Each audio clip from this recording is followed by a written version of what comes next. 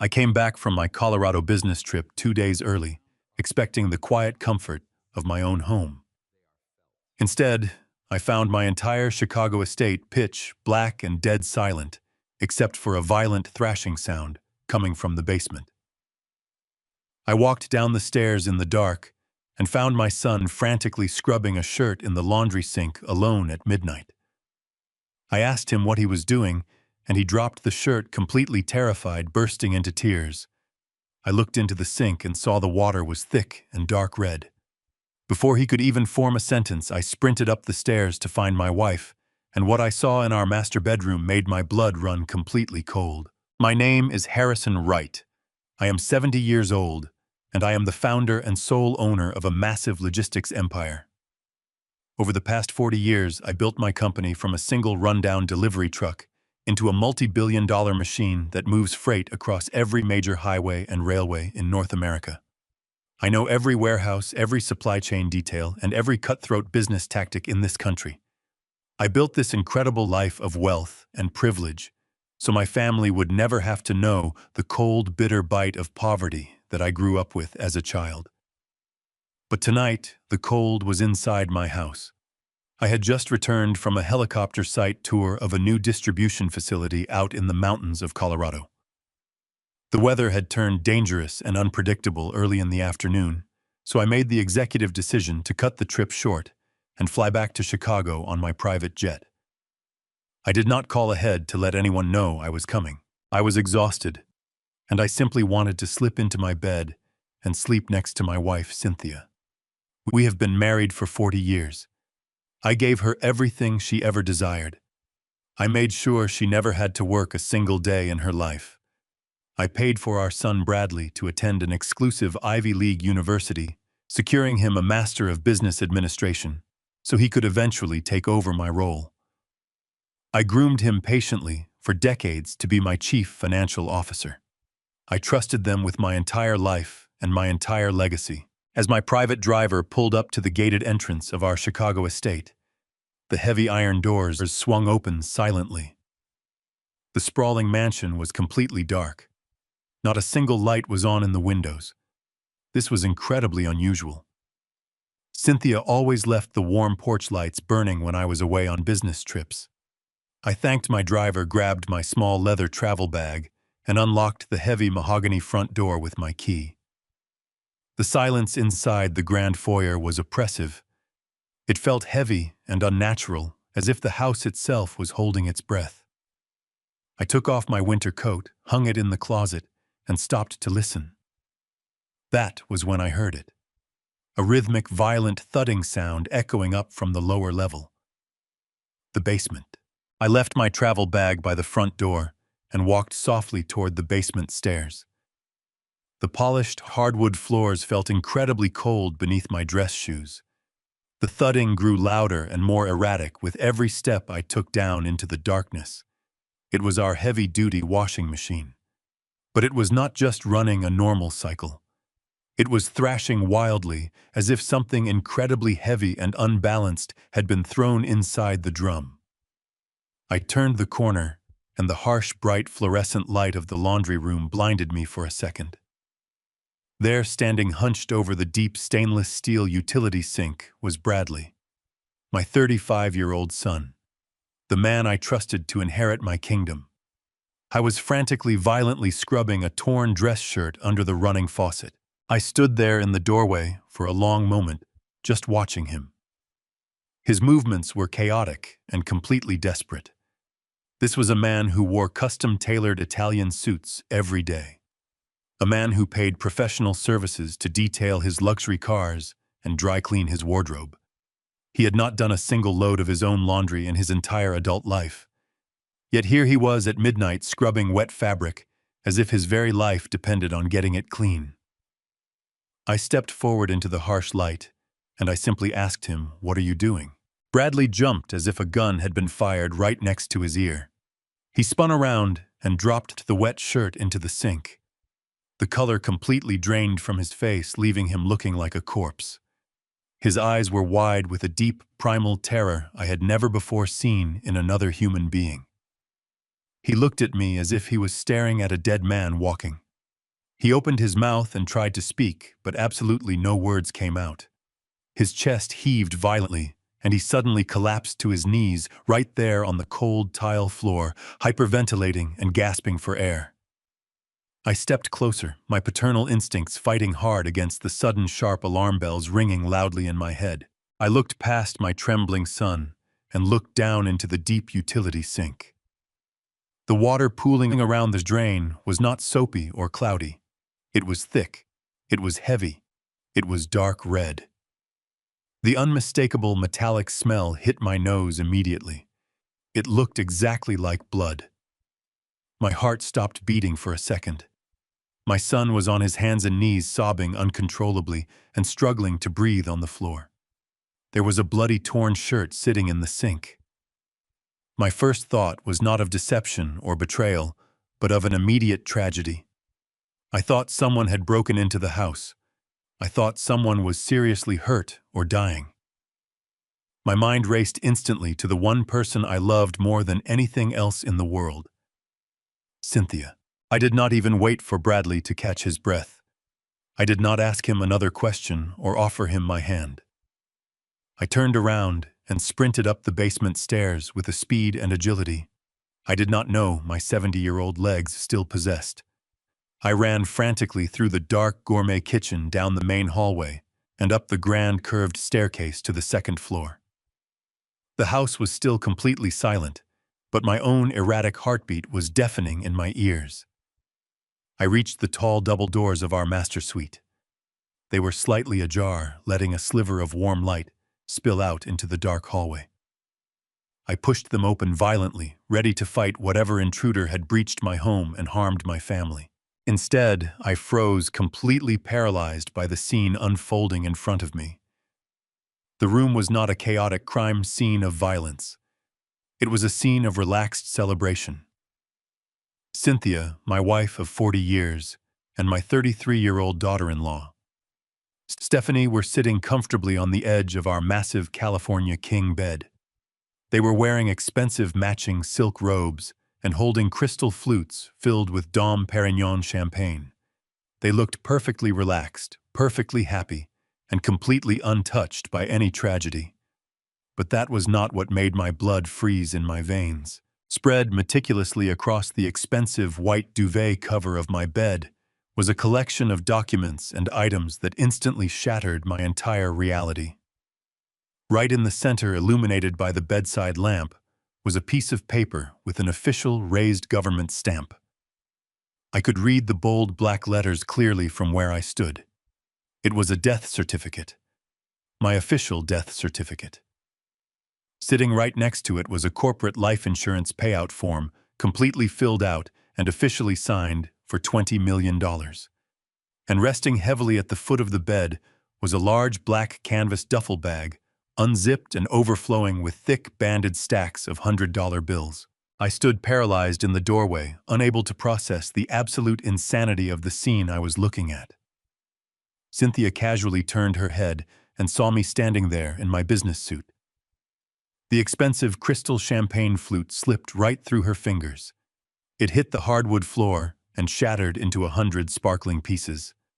The expensive vintage champagne splashed across the imported Persian rug. For exactly 1 second, her face contorted into an expression of pure, unadulterated horror. She looked exactly the way Bradley had looked down in the basement, like she was staring directly at a ghost that had come back to drag her to hell. But Cynthia is a master of adaptation and survival. I have watched her charm ruthless politicians and negotiate with cutthroat board members for decades. Without missing a single beat, the genuine horror on her face instantly transformed into a mask of hysterical, overwhelming relief. She let out a piercing, dramatic sob and threw herself off the edge of the bed, running across the large room. She threw her arms around my neck, burying her face deep in my chest and weeping uncontrollably. She held me so tightly, acting as if she had just witnessed a genuine miracle sent from heaven. "Oh my God, Harrison!" she wailed loudly, her voice trembling with perfectly executed fake emotion. "You are alive! You are really alive! The police called us hours ago. They told us you were gone forever." She pulled back slightly, gripping my shoulders tightly and looking deep into my eyes with heavy tears streaming down her face. The Colorado State Police called me this afternoon. They said your rental sport utility vehicle went off a steep cliff on the dangerous mountain pass. They said it crashed deep into the rocky ravine and burned completely to ash. They assumed you were trapped inside. They told me my husband was dead. I stood there perfectly still, feeling the warmth of her fake tears seeping through my expensive dress shirt. I remembered the 40 years I spent sacrificing everything to build this massive empire. The early mornings leaving before the sun came up, the late nights reviewing endless shipping manifests, the crushing stress that nearly gave me a fatal heart attack in my 50s. All of it was to make sure she was safe, secure, and pampered. And now she was looking me right in the eye, holding me close, and lying to my face with the incredible skill of a seasoned predator. Stephanie smoothly stood up from the bed, setting her champagne glass down gently on the wooden nightstand. She walked over to us, her expression perfectly mirroring Cynthia's fabricated relief and shock. We have been completely out of our minds with grief. Harrison, she chimed in, her voice soft, soothing, and incredibly convincing. The bank called us right after the state police notified Cynthia. They warned us that because of the massive scale of your estate and business holdings, all of your primary assets and accounts would be immediately frozen for a lengthy probate process. We completely panicked. We desperately needed to protect your financial legacy and ensure the company operations could continue without any disruption from the Internal Revenue Service. That cash on the bed is just a massive emergency withdrawal we managed to secure before the corporate accounts were legally locked down by the government. We were just trying to protect the family and the business. I looked over Cynthia's shoulder at the bed, staring at the documents. A certified death certificate does not get officially issued hours after a fiery car crash in a remote mountain state. A corporate life insurance claim for $20 million does not get fully processed, approved, and authorized in the middle of the night. A black duffel bag full of millions in physical cash does not simply get handed over by a smiling bank teller after hours. Every single word coming out of their mouths was a carefully constructed absolute lie designed to cover up a monumental crime. "And what about Bradley?" I asked, keeping my voice incredibly hollow, deliberately sounding like an old man in deep emotional shock. I saw him downstairs in the basement. He looked absolutely terrified. He was frantically washing a dress shirt covered in something that looked exactly like dark red blood. Cynthia did not even flinch at my question. She gently stroked my cheek, wiping away her fake tears with the back of her hand. "Oh, Harrison," she whispered, her voice dripping with artificial sympathy and maternal concern. "Our poor sweet boy. When he heard the terrible news about your fiery crash, he completely fell apart. He simply could not handle the overwhelming grief of losing his father. He grabbed his outdoor gear and went hunting on the old limestone reserve yesterday afternoon, trying to clear his head in the woods. He was so distracted and devastated by your death that he messed up dressing the deer he caught and got animal blood all over his expensive clothes. He just got back to the house a little while ago. He is completely traumatized. We all are." I held my weeping wife, wrapping my arms tightly around her, pretending to seek comfort in her familiar embrace. I let my shoulders slump forward. I let my breathing stay shallow and erratic. I played the part of the exhausted, traumatized plane crash survivor perfectly. I nodded slowly, acting as if their ridiculous explanations made perfect sense to my exhausted, grieving mind. I told them I was incredibly overwhelmed by the emotional roller coaster. I told them I just needed a private moment to wash my face, breathe, and ground myself in reality. I slowly disengaged from Cynthia's tight grip and walked heavily into the massive master bathroom, closing the heavy solid wooden door securely behind me. I turned on the cold water in the imported marble sink and splashed it generously over my face. The icy water shocked my system awake. I looked at my own reflection in the large illuminated mirror. I did not see a frail, clueless 70-year-old man ready to be put out to pasture. I saw a hardened veteran who had survived cutthroat corporate wars, ruthless competitors, and impossible economic crashes. I saw a man who was about to go to absolute war inside the walls of his own home.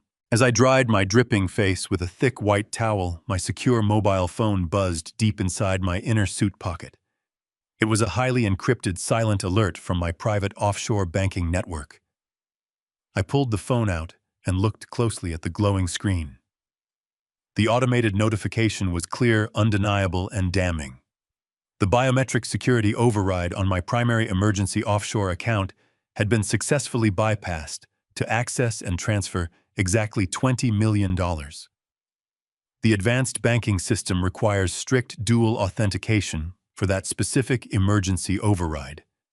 It requires my live biometric data, or it requires the biometric data of the only other person in the entire world I ever legally authorized as a proxy in the event of my actual death. I stared at the glowing screen as the cold, hard truth settled permanently into my tired bones.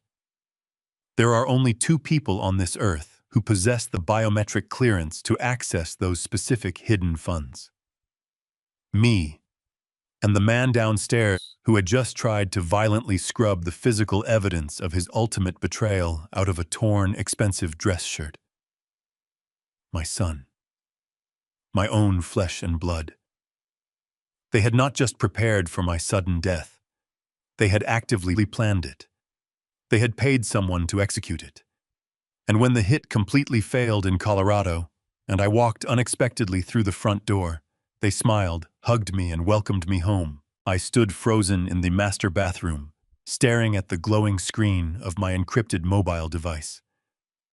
The biometric security override notification was a death sentence delivered in plain text.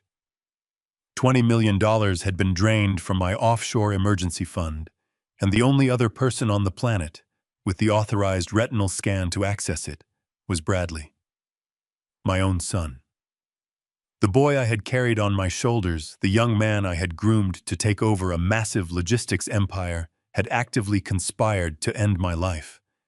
They had not just prepared for my sudden tragic passing, they had meticulously orchestrated it. The pieces of the puzzle slammed together in my mind with sickening clarity. The failed hit on the mountain pass in Colorado. The carefully prepared death certificate. The sudden emergency withdrawal of millions in physical cash, and the violent midnight laundry session in the basement. They thought I was dead, and when I walked through the front door, they seamlessly transitioned into playing the roles of relieved, grieving family members. My heart pounded furiously against my ribs. I placed both hands firmly on the edge of the cold marble sink and forced myself to take a long, deep breath. I could not let them know that I understood their sinister game. If I confronted them now while I was isolated in my own home, I would be in immediate physical danger. There were 3 of them and only 1 of me. I had to become the greatest actor in the world. I had to play the part of the exhausted, traumatized old man who had narrowly escaped a fiery car crash. I turned the brass faucet and splashed more freezing water onto my face, letting it soak the collar of my ruined dress shirt. I grabbed a thick towel and dried my skin slowly, deliberately, erasing any trace of the absolute rage that was boiling inside my veins.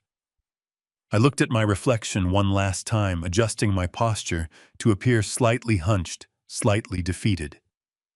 I unlocked the heavy wooden door and stepped back into the master bedroom.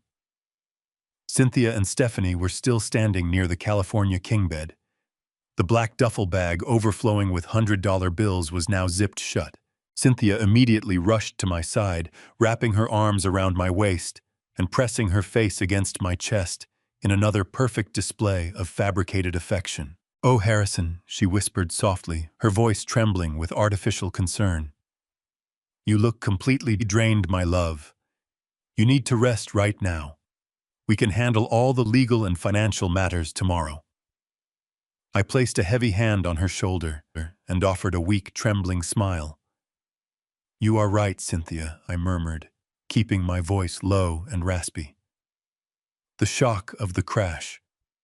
The police reports the flight home, It has all been too much for my old heart to bear. I just want to lie down in my own bed."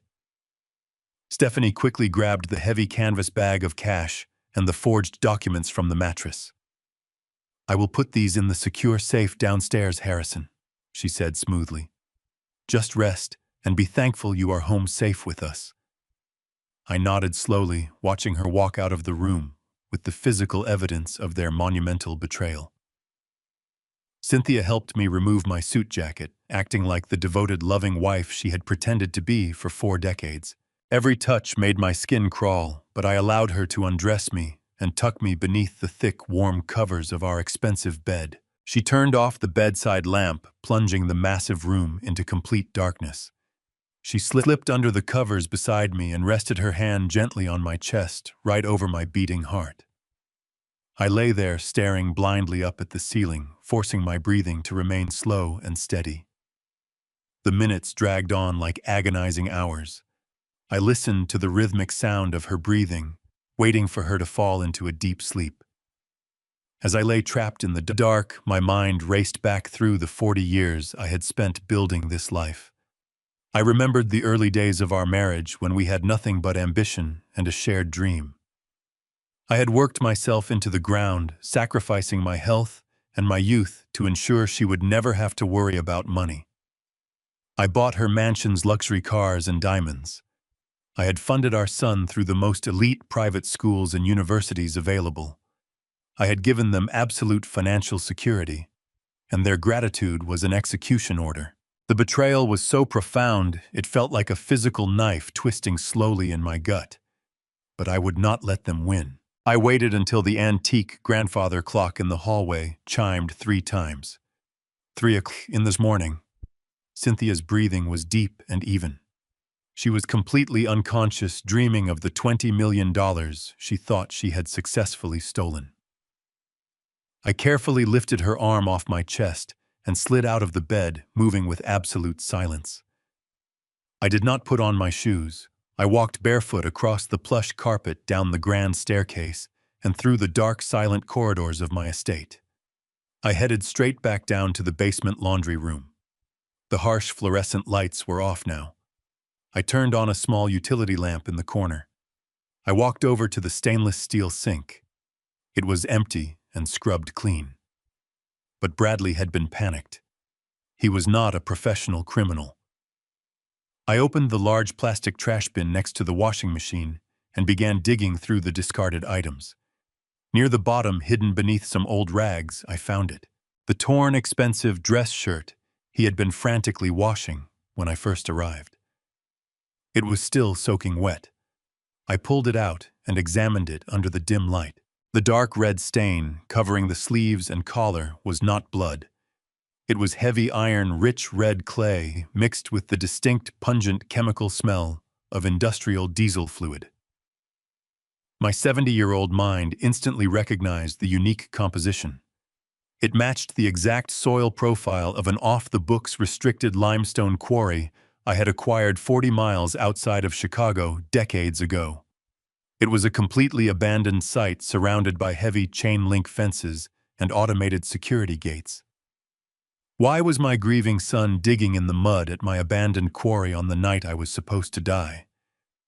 I pulled my secure tablet from my hidden office desk and logged directly into the automated gate logs for the quarry property. The digital gate record completely confirmed my absolute worst suspicions. The heavy security gate had been bypassed using a top-tier executive access code at exactly 10 o'clock that night. I switched the application to the live security camera feeds surrounding the flooded pit. The screen flickered to life, showing a black sport utility vehicle parked dangerously close to the edge of the dark water. 2 very familiar human figures were currently rolling a very heavy human-sized canvas tarp into the deep, dark quarry. The heavy canvas tarp hit the black surface of the water with a massive, silent splash on my glowing security screen. I watched the dark ripples spread across the flooded quarry, completely paralyzed by the cold, absolute horror of what I was witnessing. Through the high-definition night vision cameras, I saw the heavy bundle sink rapidly into the deep, freezing depths of the abandoned limestone pit. The two figures standing at the dangerous, muddy edge of the cliff did not look away. They stood there watching the bubbles rise to the surface, ensuring their gruesome secret was permanently buried in the dark water. I zoomed the camera feed in closer, my 70-year-old hands trembling violently against the smooth glass of the tablet. The digital image sharpened, and my breath caught painfully in my throat. It was Bradley. My son was standing there in the freezing mud, breathing heavily with his hands resting on his knees. Standing right next to him, wiping her hands casually on a dark towel, was Stephanie. My sweet, elegant daughter-in-law was helping my son dispose of a human body in the dead of night. I stared at the screen as they turned around and walked back to the parked black sport utility vehicle. My mind was spinning completely out of control, trying to process the absolute insanity of this nightmare. I had suspected them of financial betrayal. I had suspected them of conspiring to declare me legally dead to steal $20 million from my emergency offshore accounts. But this was entirely different. This was cold-blooded, calculated murder. Who was wrapped inside that heavy canvas tarp? Was it the person they had hired to kill me in Colorado? Had the assassin failed to finish the job and come back to Chicago to demand his payment? My son was not a hardened criminal. He was a spoiled corporate executive who played golf on the weekends and complained about the temperature of his expensive imported coffee. Yet here he was bypassing military-grade security systems and dumping a corpse into my private off-the-books property. They were framing me. The realization hit my chest like a physical blow. If the authorities ever found that body, it would be on my restricted land. I watched the black vehicle turn around its bright headlights, cutting through the thick fog as they drove away from the quarry edge. I quickly closed the application and erased the local access history on my device, leaving absolutely no digital footprint of my midnight investigation. I stood alone in the harsh artificial light of the basement laundry room, listening to the low hum of the appliances. I looked down at the torn dress shirt resting at the bottom of the plastic trash bin. The dark red clay and the strong pungent smell of diesel fluid were no longer just clues of a midnight excursion. They were the physical evidence of a homicide. I carefully folded the damp, ruined fabric and pushed it deep beneath the discarded rags and empty detergent bottles, exactly where Bradley had hidden it. I had to leave everything perfectly untouched. I could not let them know that I had discovered their horrific secret. If they were capable of murdering a man and sinking his body in the middle of the night, they would not hesitate to finish the job. They started with me. I was completely surrounded by predators. I turned off the small utility lamp, plunging the basement back into complete darkness. I walked slowly up the wooden stairs, my bare feet completely silent against the polished floorboards. Every shadow in my massive estate now felt like a hidden threat. The grand portraits of our family hanging on the hallway walls mocked me in the dark. We looked like the perfect American success story, but it was all a beautifully constructed lie. I reached the second floor and stood perfectly still outside the heavy double doors of our master suite. I had to go back inside. I had to lie down in the dark next to the woman who had orchestrated this entire nightmare. I took a long, deep breath, forcing my racing heart to slow down, forcing my facial muscles to relax into the expression of an exhausted, broken old man. I turned the brass handle with extreme caution and slipped quietly back into the massive bedroom. The room was still completely silent. Cynthia was lying exactly where I had left her, breathing in a slow, steady rhythm. I crept across the soft carpet and slid carefully beneath the heavy, warm blankets. I lay flat on my back, staring up at the invisible ceiling. I did not close my eyes for a single second. I listened to the antique grandfather clock ticking downstairs, marking the agonizingly slow passage of time. My mind raced through 1,000 different scenarios, trying to formulate a plan that would keep me alive while exposing their monumental crimes. I could not simply call the police. The local authorities would never believe a confused, exhausted old man who claimed his loving, wealthy family was secretly running a murder syndicate. Cynthia would easily manipulate the narrative. She would show them the fake death certificate. She would claim the trauma of the mountain crash had completely shattered my fragile mental state. They would use my accusations as proof of my declining health and assume legal guardianship over my entire estate. I needed concrete, undeniable proof. I needed to trap them in their own web of lies. As the first pale light of dawn began to creep through the heavy silk curtains, I made a silent vow to myself. I was going to tear this fake family apart piece by piece until nothing but the truth remained. The morning sun slowly illuminated the massive, expensive bedroom, casting long, dark shadows across the carefully imported designer furniture. Cynthia shifted gracefully under the heavy covers, letting out a quiet, soft sigh as she finally began to wake up. I immediately closed my eyes, letting my mouth fall open slightly, mimicking the heavy, exhausted sleep of a broken trauma survivor. I quietly felt her shift her entire weight on the expensive mattress. She leaned closely over me, her warm face hovering just mere inches above mine. I could easily smell the sweet, expensive lavender lotion rubbed on her skin. I kept my shallow breathing perfectly even, violently, fighting the overwhelming physical urge to push her away from me. She reached her hand out and gently stroked my silver hair, perfectly, playing the part of the devoted, relieved wife. It took absolutely every single ounce of strength in my tired 70-year-old body not to visibly flinch under her toxic touch. "Good morning, my sweet love," she whispered very softly, her quiet voice dripping with that same flawless, artificial sweetness from the night before. I slowly opened my eyes, blinking against the morning light, acting confused and disoriented. I offered her a weak, trembling smile. "Good morning, Cynthia," I mumbled, my voice raspy and hoarse. I quickly survived the night. I watched her smile widen, hiding the absolute monster lurking beneath her perfect skin. The morning sun pierced through the heavy silk curtains of the master suite, casting long, bright beams across the expensive hardwood floor. I had not slept a single second after returning from my grim discovery at the abandoned limestone quarry. Every time I closed my eyes, I saw the heavy canvas tarp sinking into the dark, freezing water, with my son watching from the muddy edge. But as I heard footsteps approaching the bedroom door, I forced my eyes to shut and regulated my breathing. I had to continue playing the part of the exhausted, traumatized plane crash survivor. The heavy wooden door creaked open slowly, and I let out a groggy, convincing groan as I pretended to wake up. It was Stephanie, my beautiful 33-year-old daughter-in-law. She walked into the room carrying a silver tray with a steaming porcelain cup of my favorite chamomile herbal tea and a small crystal dish holding my daily blood pressure medication. She wore a soft yellow sundress and a warm, bright smile that looked absolutely perfect. I sat up slowly, leaning heavily against the plush headboard, letting my hands tremble just a little bit as I reached out to greet her.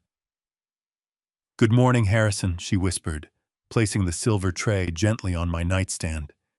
"You need to keep your strength up after such a terrible ordeal." I looked at her perfectly manicured hands and remembered the day she married my son. I had been so happy to welcome her into our family that I bought them a stunning $1.5 million luxury condominium in the heart of the city just as a wedding gift. I wanted her to feel absolutely secure and completely loved. Now she looked at me with sweet eyes hiding the monster underneath. I reached out for the small crystal dish, but my 70-year-old instincts were screaming loudly inside my head. After last night, I knew better than to trust anything they offered me. These people were not my caretakers. They were my executioners, waiting patiently. For the moment, I finally closed my eyes for good. I looked closely at the small blue capsule resting innocently against the smooth glass. It looked exactly like the expensive prescription medication I took every single morning to regulate my heart rate. But the air in the room felt incredibly heavy, and a deep, primal warning resonated in my chest. I needed to secure that pill without raising any suspicion. I took a deep breath and immediately launched into a violent theatrical coughing fit. I hunched forward, clutching my chest and gasping for air as if my lungs were failing. My arm swept wildly across the bedside table, knocking the delicate porcelain cup completely over. The hot chamomile tea spilled everywhere, soaking the duvet cover and splashing onto the floor. "Oh my goodness, Harrison!" Stephanie cried out, jumping back to avoid the burning liquid. She frantically grabbed a thick white towel from the master bathroom and began dabbing at the massive wet stain. "I am so incredibly sorry, Stephanie," I gasped, keeping up the dramatic coughing routine while she was completely distracted. In that brief window of chaotic movement, my fingers moved with lightning speed. I snatched the blue pill from the crystal dish and slipped it deep into the hidden side pocket of my pajama pants. "It is fine, Harrison," she soothed, completely unaware of what I had just done.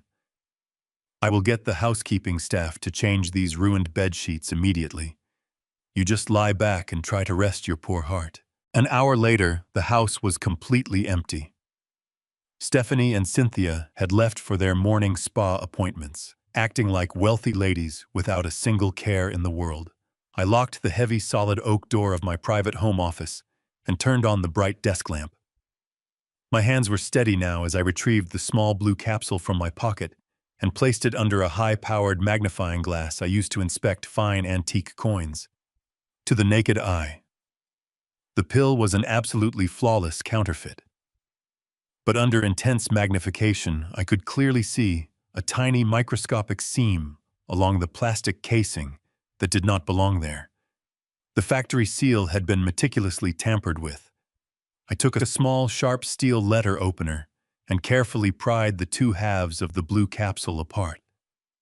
Instead of the familiar white powder of my legitimate medication, a thick, granular, dark gray substance spilled out onto the polished mahogany desk. I recognized the distinct, bitter chemical smell almost immediately. Back in the early days of building my logistics empire, I had consulted with hazardous materials experts to transport restricted chemical compounds. This was not medication designed to manage my high blood pressure. It was a highly potent, untraceable synthetic cardiac arrest inducer. If I had swallowed this pill with my morning tea, my heart would have violently stopped beating within 15 minutes. The local medical examiner would have written it off as a tragic natural heart attack, brought on by the immense stress of surviving a fiery mountain plane crash. My own family had tried to poison me in my own bed while smiling sweetly and offering words of gentle comfort. A cold, absolute fury washed over me, replacing the lingering sadness with a relentless desire for total destruction. As I swept the deadly toxic powder into a small, sterile glass vial for safekeeping, I suddenly noticed a dark delivery van pulling up to the massive iron security gates of my estate. I walked over to the large bay window and discreetly watched the uniform-clad courier approach the grand front entrance, holding a small, padded shipping envelope. I quickly exited my office and walked briskly down the main staircase, reaching the grand foyer, just as the heavy brass knocker sounded twice. I opened the door, and the young delivery man looked at his digital clipboard. "Package requiring a direct signature for Cynthia Wright," he stated, offering me the glowing electronic screen. "I am her husband." "I will sign for," I replied smoothly, scribbling an illegible mark on the digital pad. He handed me the envelope and walked back to his vehicle, completely unaware that he had just delivered a critical piece of evidence into my hands. I carried the brown package back up to my secure office and sliced it open with the same steel letter opener. Inside, resting on a bed of cheap bubble wrap, was a cheap prepaid burner phone. It had no protective case and no identifiable markings. I pressed the side power button, and the small digital screen immediately lit up with a harsh, bright glow. There was no security passcode required to unlock the main screen. The device only contained a single unread text message received just moments ago from a completely blocked anonymous phone number. I opened the notification and read the chilling text that was displayed in plain black letters across the screen. "The Denver hit failed. He is somehow back home. Use the blue pills today. We need him dead before Friday afternoon and the big corporate board meeting. I waited until the house was completely quiet before setting my plan into motion. I told Cynthia I was experiencing severe chest pains from the lingering trauma of the mountain accident and absolutely needed to visit my private cardiologist downtown. She immediately offered to come with me, playing the part of the devoted, worried wife flawlessly, but I insisted I just needed some quiet time alone to process everything. I climbed into the back of my dark town car and instructed my trusted driver to head toward the medical district. Once we were safely away from the grand iron gates of the estate, I tapped the heavy glass partition and gave him a completely new destination. We drove in total silence to a highly secure underground parking garage located deep beneath a massive glass skyscraper in the financial district. Waiting for me in the cold shadows right next to a gray concrete pillar was Jonathan Reed. Jonathan is my corporate attorney and arguably one of the most ruthless legal minds operating in the entire city. I have paid him millions of dollars over the past 2 decades for one very specific reason. He does not ask unnecessary questions, and he is completely, absolutely loyal to the man who signs his lucrative retainer checks. I rolled down the tinted window, feeling the damp air of the garage hit my face, and handed him the small, sterile glass vial containing the deadly dark gray powder I had carefully extracted from the blue capsule earlier that morning. I need a full, rigorous chemical analysis of this toxic substance completed by tonight, I told him, keeping my voice incredibly low and steady. I also need you to immediately prepare a secure shadow trust, capable of transferring all my personal liquid assets out of my primary accounts without raising any immediate banking flags. Jonathan took the fragile vial, holding it up to the dim overhead light, without a single change in his hardened expression. He simply nodded, slipped it into his tailored jacket pocket, and walked silently back to the private executive elevator. With the physical evidence successfully handed off to the only lawyer I could trust, I moved swiftly to the next critical phase of my survival strategy. I desperately needed an inside ally. I needed someone brilliant, someone who possessed the intellect to understand the highly intricate financial web of my corporate structure. And most importantly, I needed someone who harbored absolutely no blind loyalty or emotional attachment to Cynthia Bradley or Stephanie. There was exactly one person in this entire world who perfectly fit that exact description. My estranged daughter, Natalie. She is 30 years old, and she currently runs a highly successful, cutting-edge architectural firm located across town. I had foolishly sidelined her for years, actively pushing her away from the family business, because I blindly, foolishly favored Bradley as my ultimate successor. I had wrongly convinced myself over the years that she was far too fiercely independent, far too impossibly stubborn to ever fall in line with my strict corporate vision. The bitter, agonizing truth that I was finally forced to accept was that she was exactly, unconditionally like me. She was a builder, a survivor, a fighter, who never backed down from an impossible challenge. I directed my driver to her minimalist modern firm, and I walked straight past the sleek wooden front desk, completely ignoring the confused young receptionist calling out my name. I pushed open the heavy frosted glass door to her private corner office and stepped directly inside. Natalie was standing quietly by a massive illuminated drafting table, meticulously reviewing a complex set of structural blueprints. She slowly looked up and completely froze. She had deliberately not attended the fake morning session happening back at my Chicago estate. She did not actually know that I was supposedly dead, burned to ash in a twisted canyon, or that I was miraculously alive and well. She simply saw her deeply estranged father standing unexpectedly in the center of her private office for the first actual time in nearly 3 long, bitter years. I calmly closed the heavy glass door firmly behind me and engaged the steel lock. I walked slowly over to her side of the room, and I did something I had not genuinely done since she was just a little girl playing in our backyard. I swallowed my pride and I apologized. I looked my brilliant daughter directly in the eyes and told her that I had been an absolute, complete, arrogant fool. I told her I had been willfully blinded by the illusion of a perfect family, and that I had chosen the entirely wrong child to blindly trust with my entire corporate legacy. Natalie did not flinch at my words. She did not shed a single tear or act remotely surprised by my sudden confession.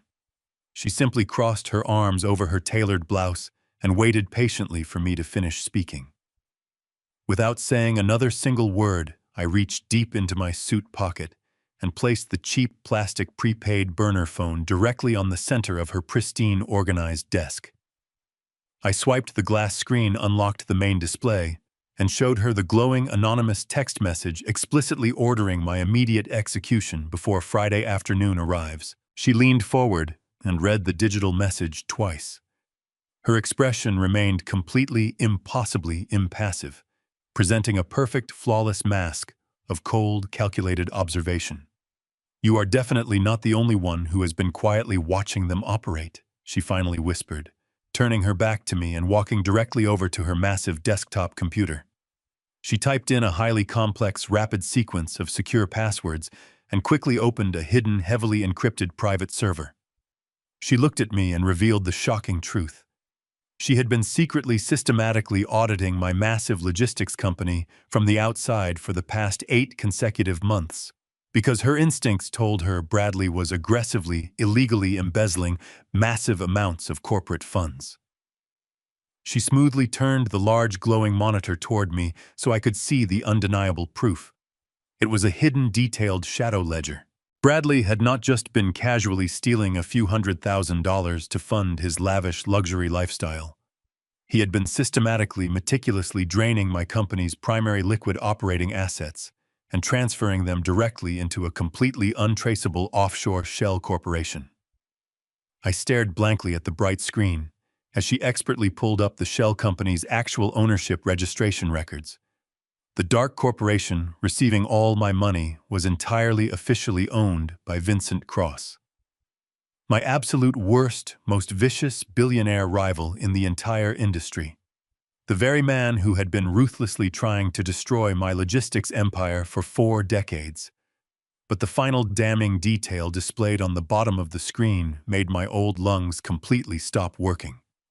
The primary digital signature legally authorizing every single one of those massive, catastrophic financial transfers to my greatest enemy belonged exclusively to Cynthia. My own wife had knowingly signed away all my hard work.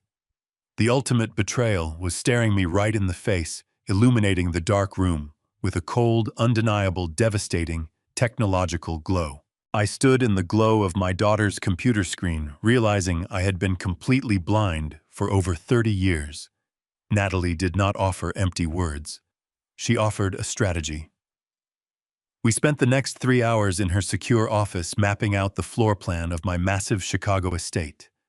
She knew every blind spot and structural vulnerability because she had secretly studied my home when she suspected financial fraud. We needed eyes inside the house. We needed absolute proof of their conspiracy before we could strike back. Natalie made a single phone call hiring an elite former Central Intelligence Agency tactical surveillance team to wire my home. We just needed a window of time when the mansion was empty. That opportunity presented itself the next afternoon. Cynthia walked into my office wearing an expensive dress and a flawless artificial smile. She told me she, Bradley, and Stephanie were going to the local country club to attend a special luncheon celebrating my miraculous survival. She kissed my forehead, telling me to rest in the quiet house. I played the part perfectly, thanking her for her love. I watched from the second-floor window as my son drove them away. The moment their car passed through the main iron gates, I sent a secure text message to Natalie. 10 minutes later, a plain white utility van pulled up the long driveway. 5 men in generic gray coveralls stepped out of the vehicle, carrying heavy metal equipment cases. Natalie walked behind them, looking like a commanding general stepping onto a battlefield. She directed the men with quiet, absolute authority. They moved through my home with incredible precision.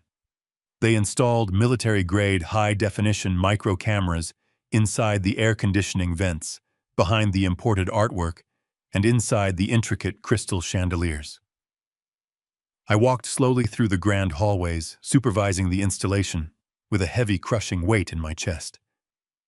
This was the house I had built to protect my family. I had paid for every single brick and every luxurious piece of furniture with my own sweat and blood. Now I was actively helping a covert tactical team wiretap my own sanctuary. I watched a technician drill a microscopic hole into the ornate molding of my living room, and I realized the profound tragedy of my existence. I had become a ghost, haunting my own life. I was a dead man, walking through the halls of an empire that had been completely stolen from me by the people I loved most. I stood in the massive gourmet kitchen, watching them hide a tiny microphone beneath the granite countertop. I remembered all the joyful holiday dinners we had celebrated in this room. I remembered laughing with Bradley as he carved the Thanksgiving turkey. Every single memory was poisoned now. They were meticulously crafted lies designed to keep me complacent, while they drained my life force and plotted my execution. "Sir, we have a major problem," the lead technician whispered. He was standing in my private study, staring intensely at a glowing diagnostic monitor connected to the main network router. I walked over and looked at the complex data. "What is wrong?" I asked, keeping my voice low. The technician pointed to red digital alerts flashing across his screen. "Your entire home wireless internet network is already compromised," he explained, his voice tight with professional concern. "Someone has installed highly advanced tracking malware directly into the main firewall. They are monitoring every digital move you make. Every email you send and every website you visit is being secretly recorded and forwarded to an external server." I felt a cold chill run down my spine. "Who installed it?" I asked. He pulled up the internal access logs and traced the origin of the malicious code. The digital signature belonged to a laptop registered directly to Stephanie. My son's incredibly sweet, elegant wife had not just been smiling at me over breakfast. She had been actively surveilling my entire digital existence, waiting for me to make a mistake. "If we connect these new hidden cameras to your current home network, she will immediately detect the massive data surge," the technician warned. "She will know we are watching them. We cannot risk using the existing infrastructure." Natalie stepped forward, her architectural mind calculating a new solution.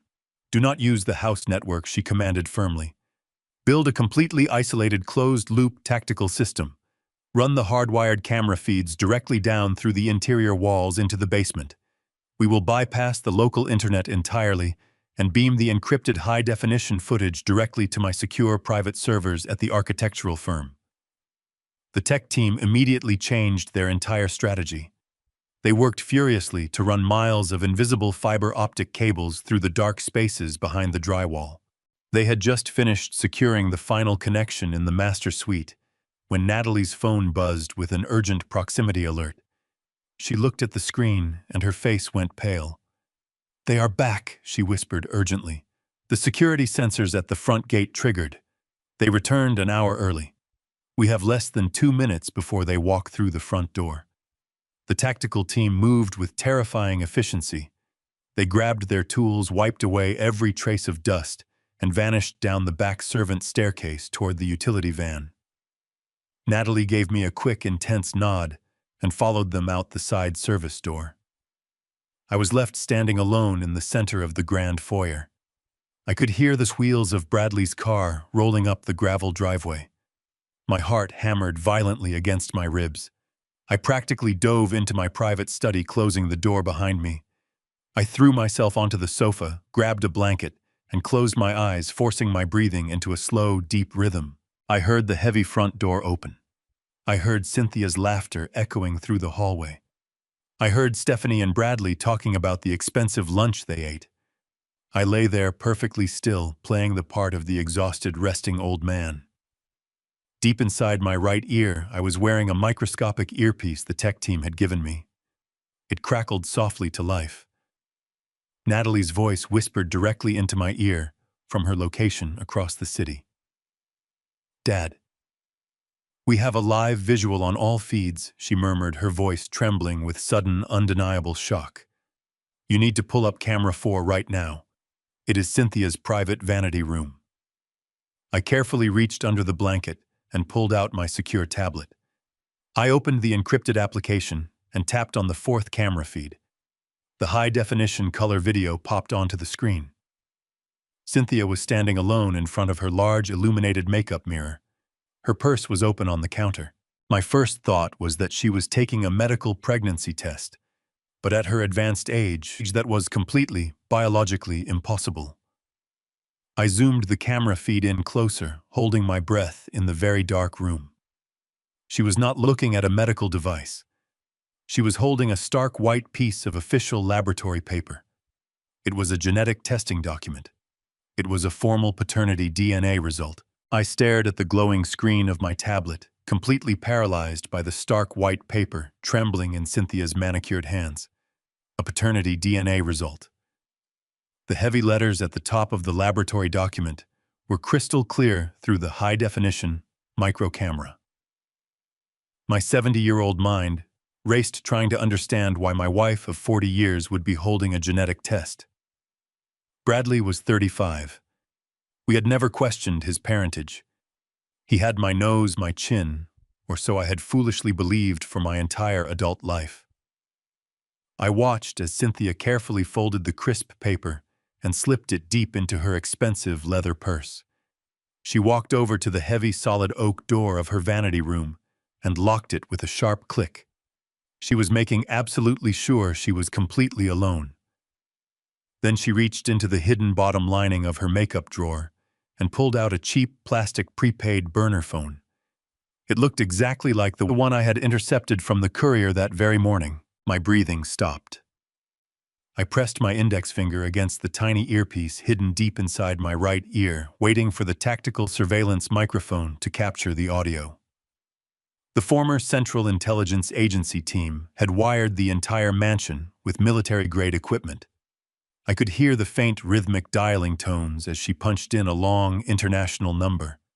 She held the cheap plastic device close to her mouth, looking nervously at the locked door. The secure line connected, and a deep, raspy voice echoed directly into my ear. It was a voice I recognized instantly, a voice that belonged to a man I had fiercely fought in cutthroat corporate boardrooms for over 4 decades. It was Vincent Cross. Vincent Cross was a ruthless billionaire logistics magnate and my absolute worst rival in the entire industry. We had spent our entire careers trying to utterly destroy each other.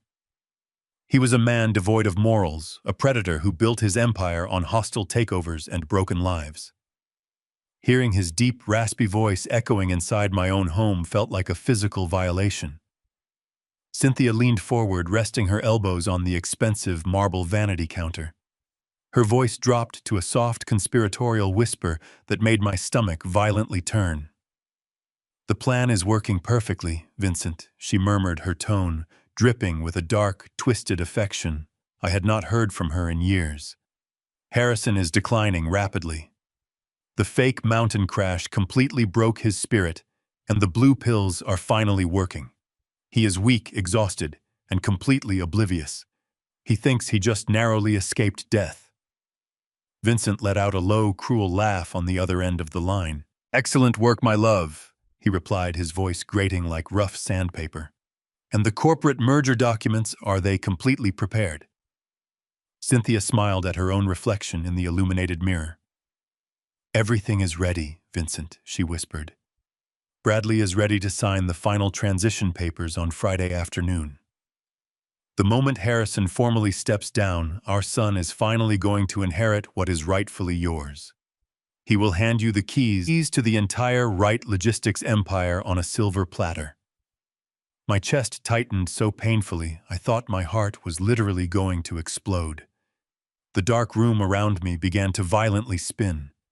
The expensive leather sofa, the antique wooden bookshelves, the thick Persian rug, everything blurred into a dizzying nightmare. Our son. Cynthia had just called Bradley our son while speaking to my greatest enemy.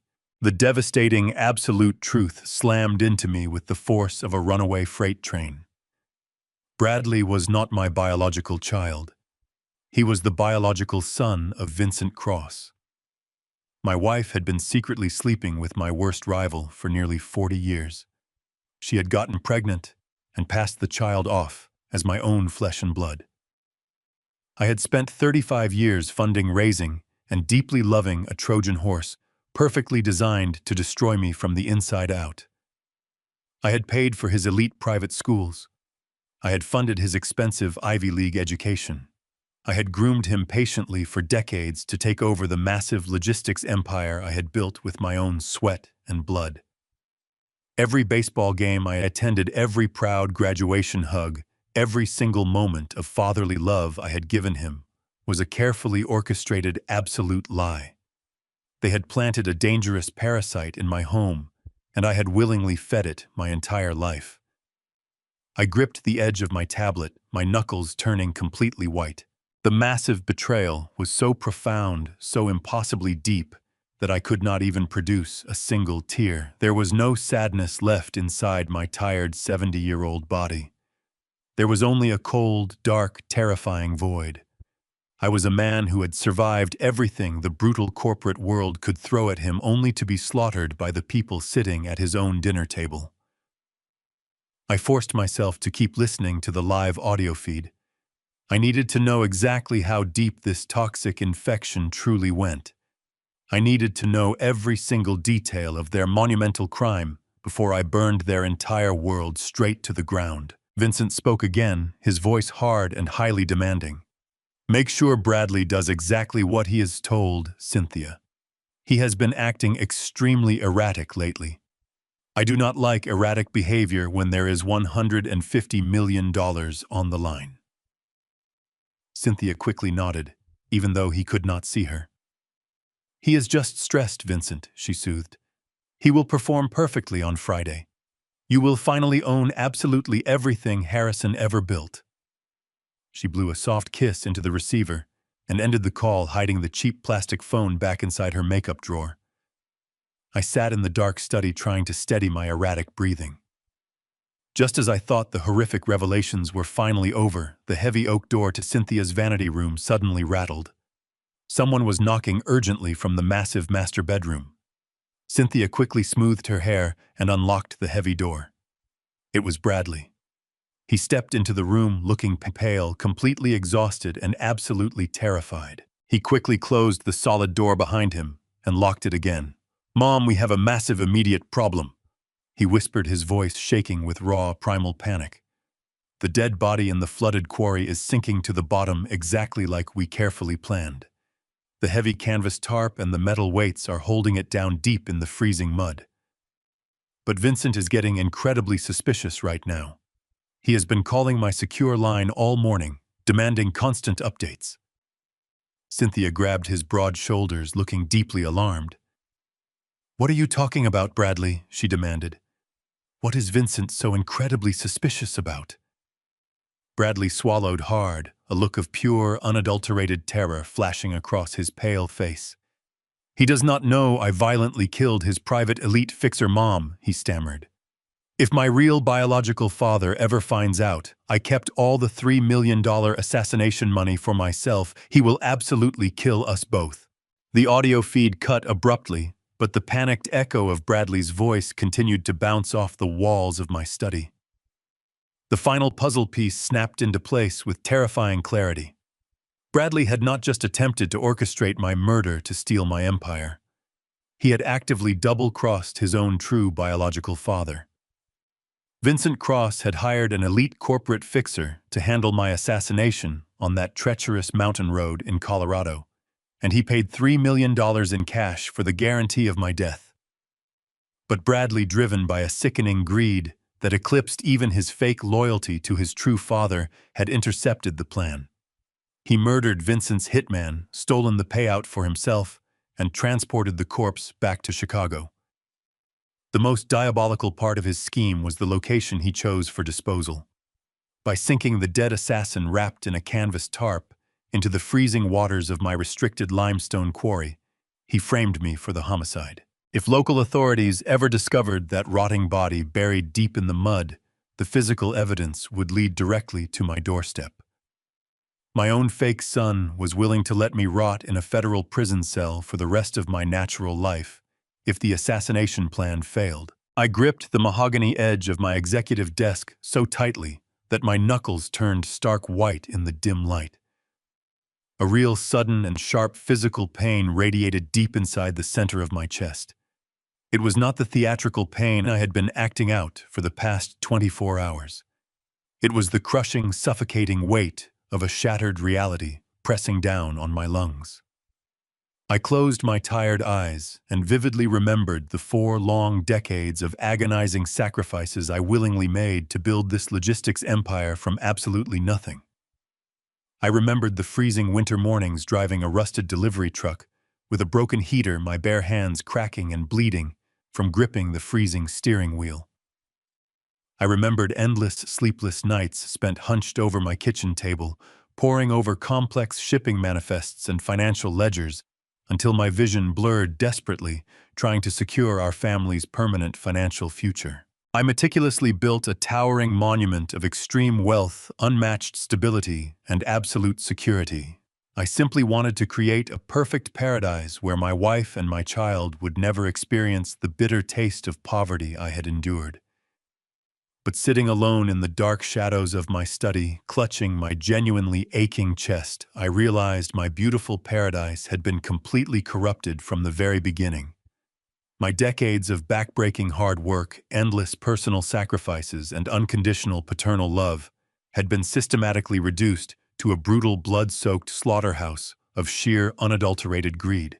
My first primal instinct was to pick up my desk phone, dial the emergency authorities, and have an armed police tactical team raid the mansion right this second. I possessed the encrypted digital recordings. I possessed the live high-definition video feeds. I possessed the terrifying audio confession of a cold-blooded, calculated murder. I could end their disgusting charade right now and watch them get dragged out of my estate wearing shiny metal handcuffs.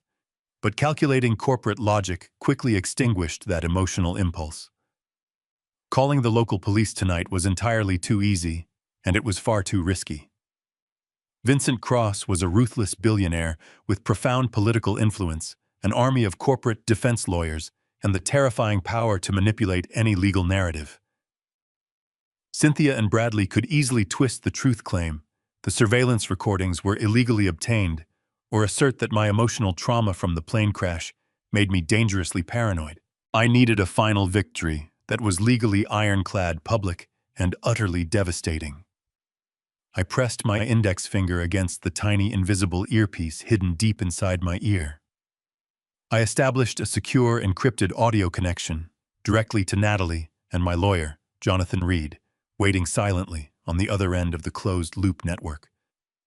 I quietly whispered the entire horrific truth to them, detailing the shocking biological betrayal and the brutal murder committed at the flooded limestone quarry. We spent the next agonizing hour drafting a lethal, foolproof counter-strategy. We deliberately decided we would not fight them tonight. We would not confront them with the overwhelming criminal evidence while isolated inside the house. Instead, we were going to actively give them exactly what they desperately desired.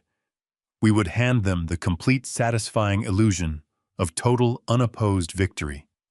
We would give them a broken, exhausted, dying old man who was finally ready to permanently hand over the golden keys to his massive kingdom. I stood up from my leather sofa, taking a moment to mentally prepare for the most critical performance of my life. I unbuttoned my stiff collar intentionally, messed up my silver hair, and forced my natural breathing to become incredibly shallow and extremely ragged. I needed to physically look exactly like a frail man whose body was failing under the crushing pressure of severe emotional trauma and declining cardiovascular health. I unlocked the heavy oak door of my study and stepped carefully out into the brightly lit main hallway of the second floor. I let my left leg drag clumsily across the polished hardwood floor. I slumped my right shoulder downward and desperately grabbed the hallway wall for necessary physical support. I let out a loud, painful, ragged groan, tightly clutching the left side of my chest with a violently trembling right hand. I was actively putting on an Oscar-worthy, flawless performance of an exhausted, dying old man currently experiencing a severe, debilitating microstroke. The loud, disturbing noise of my physical struggle echoed sharply down the quiet corridor, instantly drawing their panicked attention. The double doors to the massive master suite burst violently open. Bradley sprinted down the long hallway, his pale face a perfect, flawless mask of fabricated, desperate, loving concern. He urgently reached out and grabbed my slumping shoulders, preventing my heavy body from collapsing downward onto the expensive imported Persian rug. He held my weight up securely, his surprisingly strong hands gripping my tired arms with an intense, suffocating pressure that made my empty stomach violently turn with absolute disgust. I looked deeply into his dark eyes, intentionally, letting my own tired eyes roll back slightly into my head, playing the tragic broken victim absolutely flawlessly. But exactly as he quickly leaned in close to physically support my falling weight, the perfect loving mask of the devoted, terrified son slipped downward for just a tiny, imperceptible fraction of a single second. A dark, deeply triumphant and purely evil smile flashed very quickly across his pale face, completely hidden from the direct view of his anxious mother, who was currently running frantically up the hallway right behind him. He pulled me aggressively and tightly against his strong chest, actively acting exactly as if he was heroically saving my fragile life from a sudden medical emergency. And he slowly leaned his warm mouth directly next to my ear. "Dad. It is time to step down," he whispered softly, his low voice dripping with a cold, highly victorious, and completely lethal poison. The twisted smile hiding behind his fake concern was the ultimate confirmation of his absolute betrayal. I let my heavy body go completely limp against his chest, acting as if the sudden microstroke had entirely drained my remaining physical strength. He guided me into the dark study and laid me on the leather sofa, playing the devoted son flawlessly.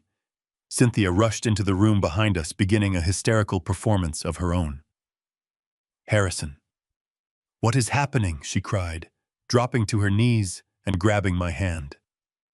I kept my breathing extremely shallow and allowed a weak, trembling groan to escape my dry lips.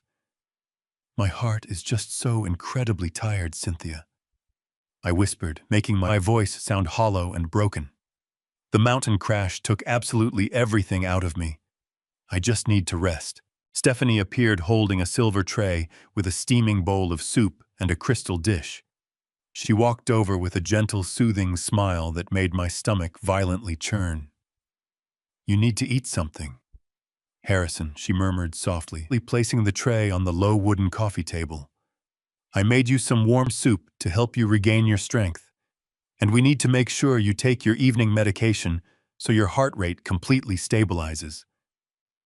I knew exactly what was inside that fresh blue capsule, waiting on the crystal dish.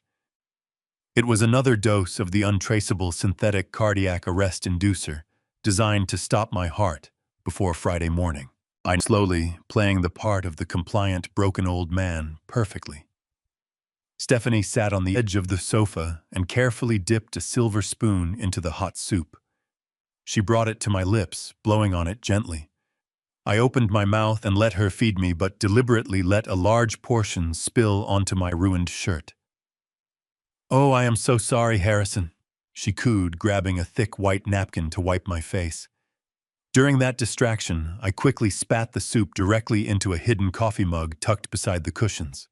I repeated this exhausting charade for 10 long minutes, pretending to swallow, while secretly emptying my mouth whenever she looked away. When the bowl was finally empty, she handed me a glass of water and the deadly blue pill. I placed the capsule on my tongue, took a large gulp of water, and immediately faked a violent coughing fit. I brought my hand up to my mouth, turning my head away from them, and smoothly dropped the toxic pill deep into my shirt pocket. "There you go." Stephanie smiled warmly, completely oblivious to my deception. "You will feel much better very soon." She picked up the empty silver tray and quietly left the dark study, with Cynthia following closely behind her. I was finally left entirely alone with the man who wanted me dead. Bradley stood by the large window looking out over the dark, sprawling estate I had paid for. He slowly turned around and walked over to my desk, picking up a thick leather binder he had brought into the room earlier.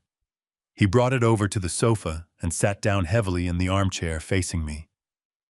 "Dad, we need to have a difficult conversation," he said with fabricated solemnity. "Your health is rapidly declining. You just had a terrifying microstroke right in front of us." I looked at him with watery, tired eyes, letting my hands tremble visibly against the leather cushions. "I know, Bradley," I whispered, my voice deliberately raspy and weak. "I can feel my own body giving up on me. I do not have much time left." He nodded, his face a perfect mask of tragic acceptance. "That is why I took the liberty of calling Jonathan Reed to prepare these legal documents." He lied smoothly, completely unaware that Jonathan and I were already working together to orchestrate his ultimate downfall. He opened the heavy leather binder, revealing a thick stack of official corporate transfer of power documents. There was a gold-plated pen resting right on top of the crisp white pages. "This paperwork legally transfers the full executive control of the logistics empire directly to me," he explained, pointing to the signature lines. "It also grants me full authority to manage your financial estate, including the offshore emergency accounts, so you do not have to stress. You can just rest, Dad. I will handle the massive burden of the company." I stared at the documents, feeling a cold, sharp fury burning deep inside my chest. He was trying to legally steal my entire lifetime work while I was still breathing. I remembered the 40 long years I had spent building the massive corporation. I had mistakenly believed I was raising a brilliant successor, but I had actually been funding the luxurious lifestyle of a parasitic Trojan horse who was biologically engineered by my absolute worst billionaire rival to completely destroy my empire. His massive ego was completely blinding him to the obvious trap. He truly believed he had entirely outsmarted the clueless old boomer who had foolishly paid for his entire existence. I slowly reached out with a violently shaking hand and picked up the heavy gold pen. I let the metal nib hover dangerously close to the dotted signature line. Bradley leaned forward, his dark eyes shining with intense, unadulterated greed. He was practically salivating at the thought of stealing $150 million. But then I suddenly dropped the gold pen onto the table and let out a long, heavy sigh. I looked up at him with teary, exhausted eyes, playing the broken 70-year-old tycoon absolutely perfectly. "I will sign it, Bradley," I whispered, my voice cracking with fabricated emotion. "But I cannot just do it here in the dark like a defeated old man. I built this massive company from a single rusted delivery truck. If I am going to finally pass the torch to my only son, I want to do it with absolute honor." He frowned slightly, clearly annoyed by the unexpected delay, but his overwhelming arrogance prevented him from sensing any real danger. "What exactly are you suggesting, Dad?" he asked, keeping his tone carefully patient. "I want to sign these documents tomorrow morning at the main corporate headquarters," I replied, leaning my head back. "I want to do it formally in front of the entire executive board of directors. I want everyone to see me proudly handing the company over to you. I want to step down with dignity." Bradley stared at me for a long, tense moment before nodding slowly. "Okay, Dad," he agreed. We will do it exactly your way." He walked out of the dark study.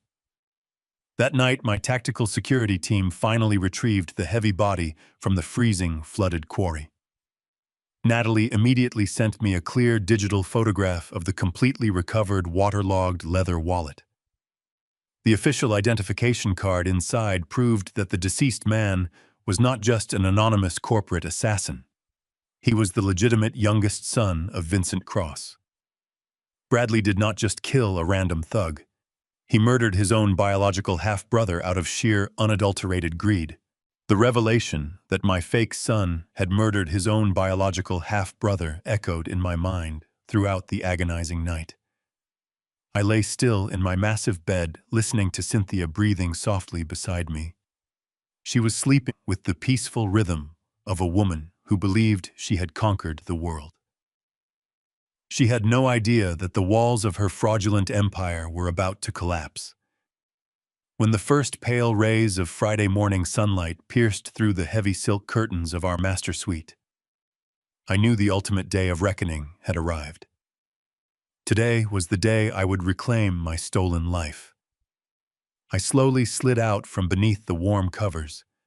I walked silently into my closet and stood before the long rows of expensive tailored clothing. For the past 3 days, I had deliberately dressed in soft, comfortable pajamas to perfectly project the image of a frail, recovering victim. But today, I was going to a corporate execution, and I needed to wear my armor. I reached deep into the back of the closet and pulled out my dark Tom Ford suit.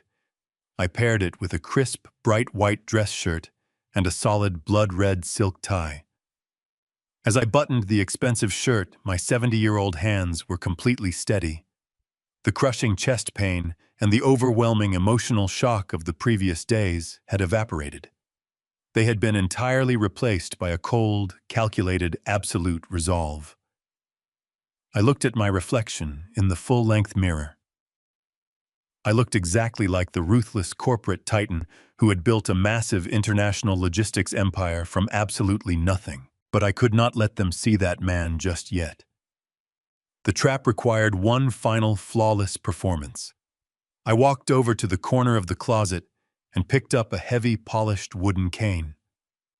I intentionally slumped my shoulders forward, letting my spine curve unnaturally. I practiced leaning heavily, my full body weight, letting my left leg drag slightly across the plush carpet. I softened my sharp gaze and forced my facial muscles to relax into an expression of deep exhaustion and quiet defeat. I was no longer Harrison Wright, the billionaire conqueror.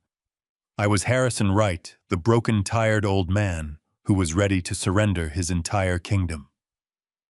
I slowly shuffled out of the closet and back into the main bedroom, leaning heavily on the wooden cane.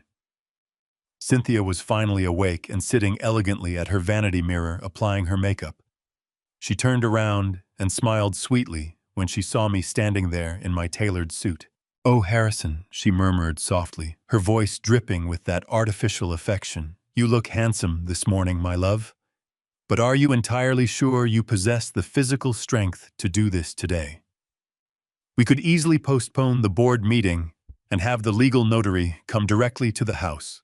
I shook my head slowly, putting on a brave but incredibly tired smile. "No, Cynthia," I rasped, my voice weak. "I need to do this properly. I need to look the board of directors in the eye when I formally hand the reins of the company over to our son." Cynthia stood up gracefully from her vanity chair and walked slowly toward me. She wore a navy dress that perfectly accentuated her figure. She stopped right in front of me and gently placed her hands on the lapels of my jacket. She carefully adjusted the collar, smoothing out my shoulder. Then she reached up and began to slowly straighten my red silk tie. Her touch felt exactly like the bite of a snake, but I forced myself to remain still. I looked deeply into her eyes. Those were the same eyes that had looked back at me with fake adoration on our wedding day. I saw the 35 years of absolute deception hiding beneath her skin. I saw the thousands of lies, the stolen millions, the hidden phone calls with my greatest enemy, and the deadly poison she had tried to feed me.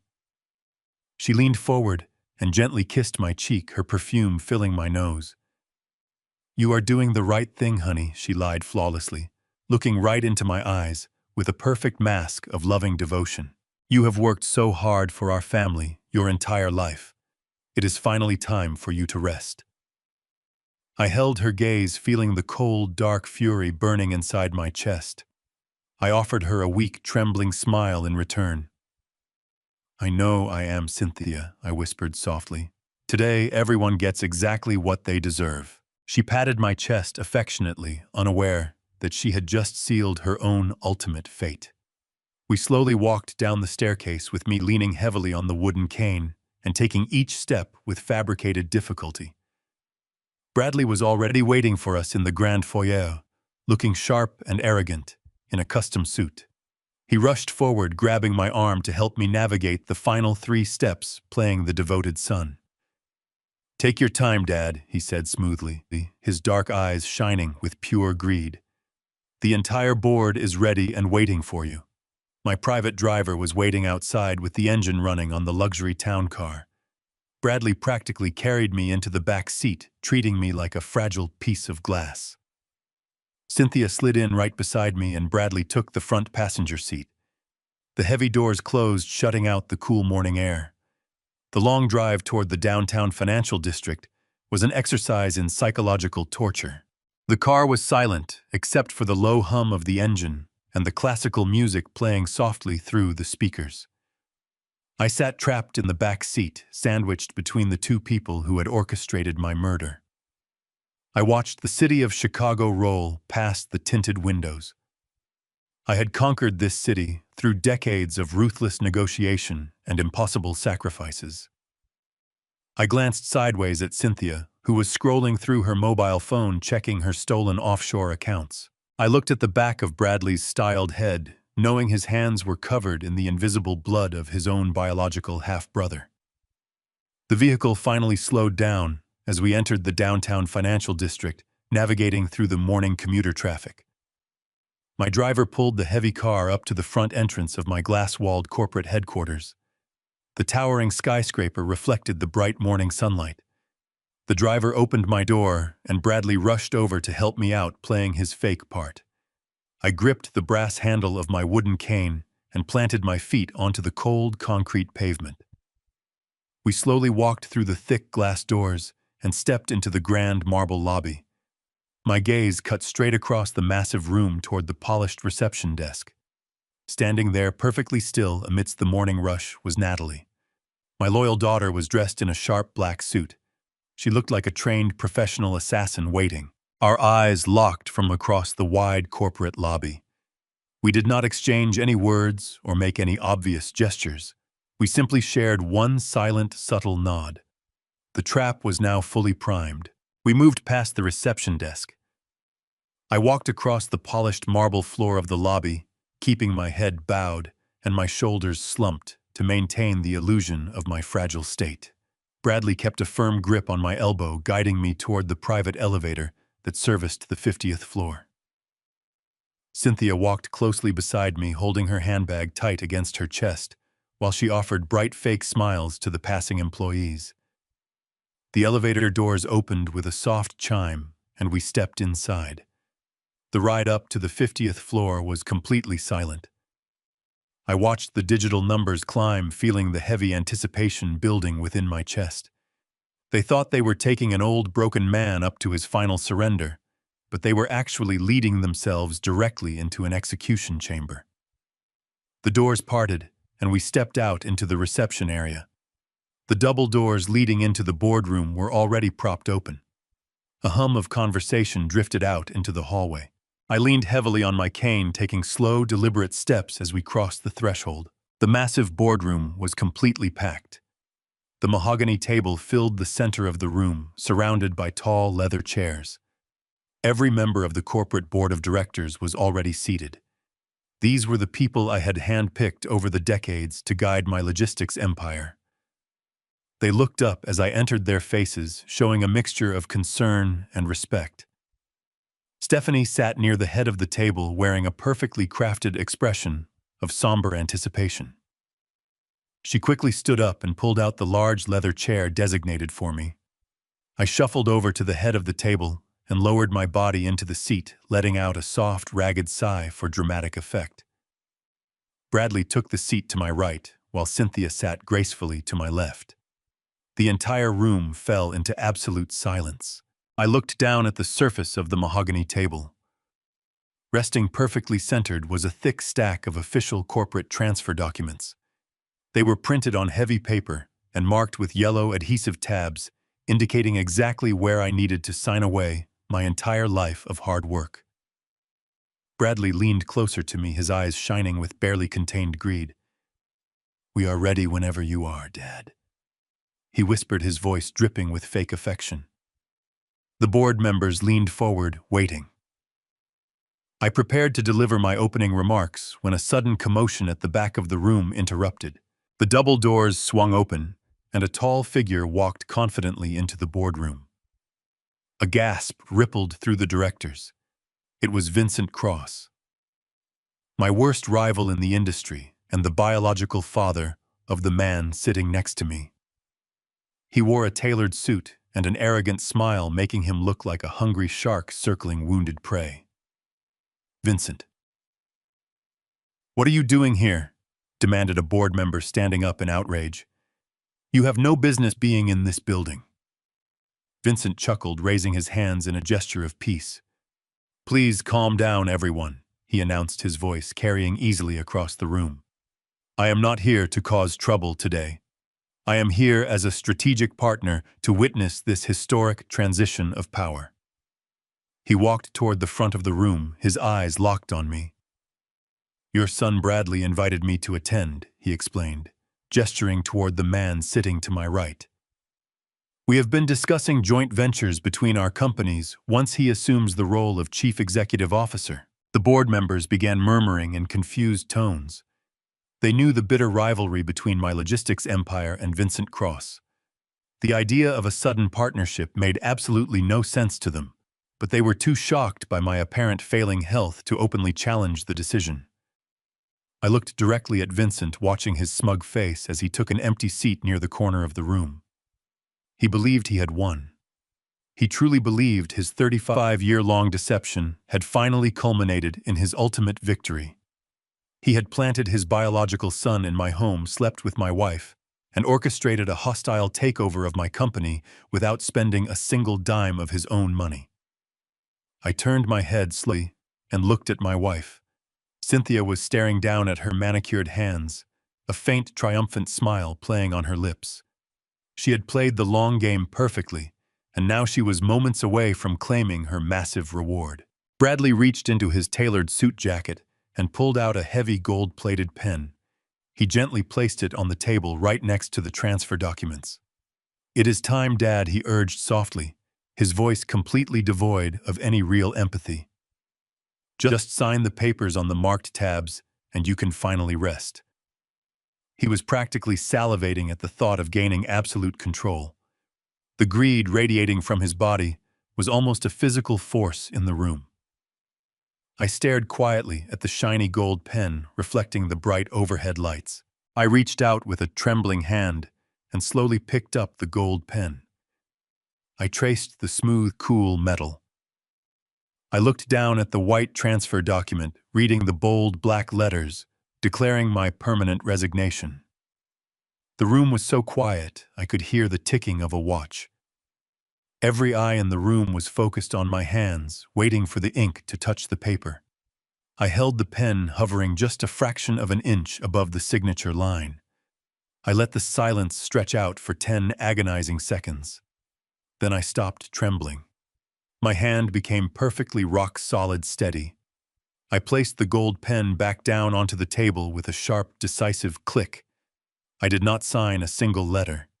Instead, I slowly placed my hands flat on the polished wood and pushed myself up from the leather chair. I did not struggle. I did not lean on my wooden cane for support. I stood up completely straight, pulling my shoulders back and lifting my chin high. The stooped, broken posture of the dying old man vanished entirely, replaced by the commanding, dominant presence of the conqueror who built this empire from scratch. A wave of absolute shock washed over the faces of the board members. Bradley stared up at me, his jaw dropping open in sudden, terrifying confusion.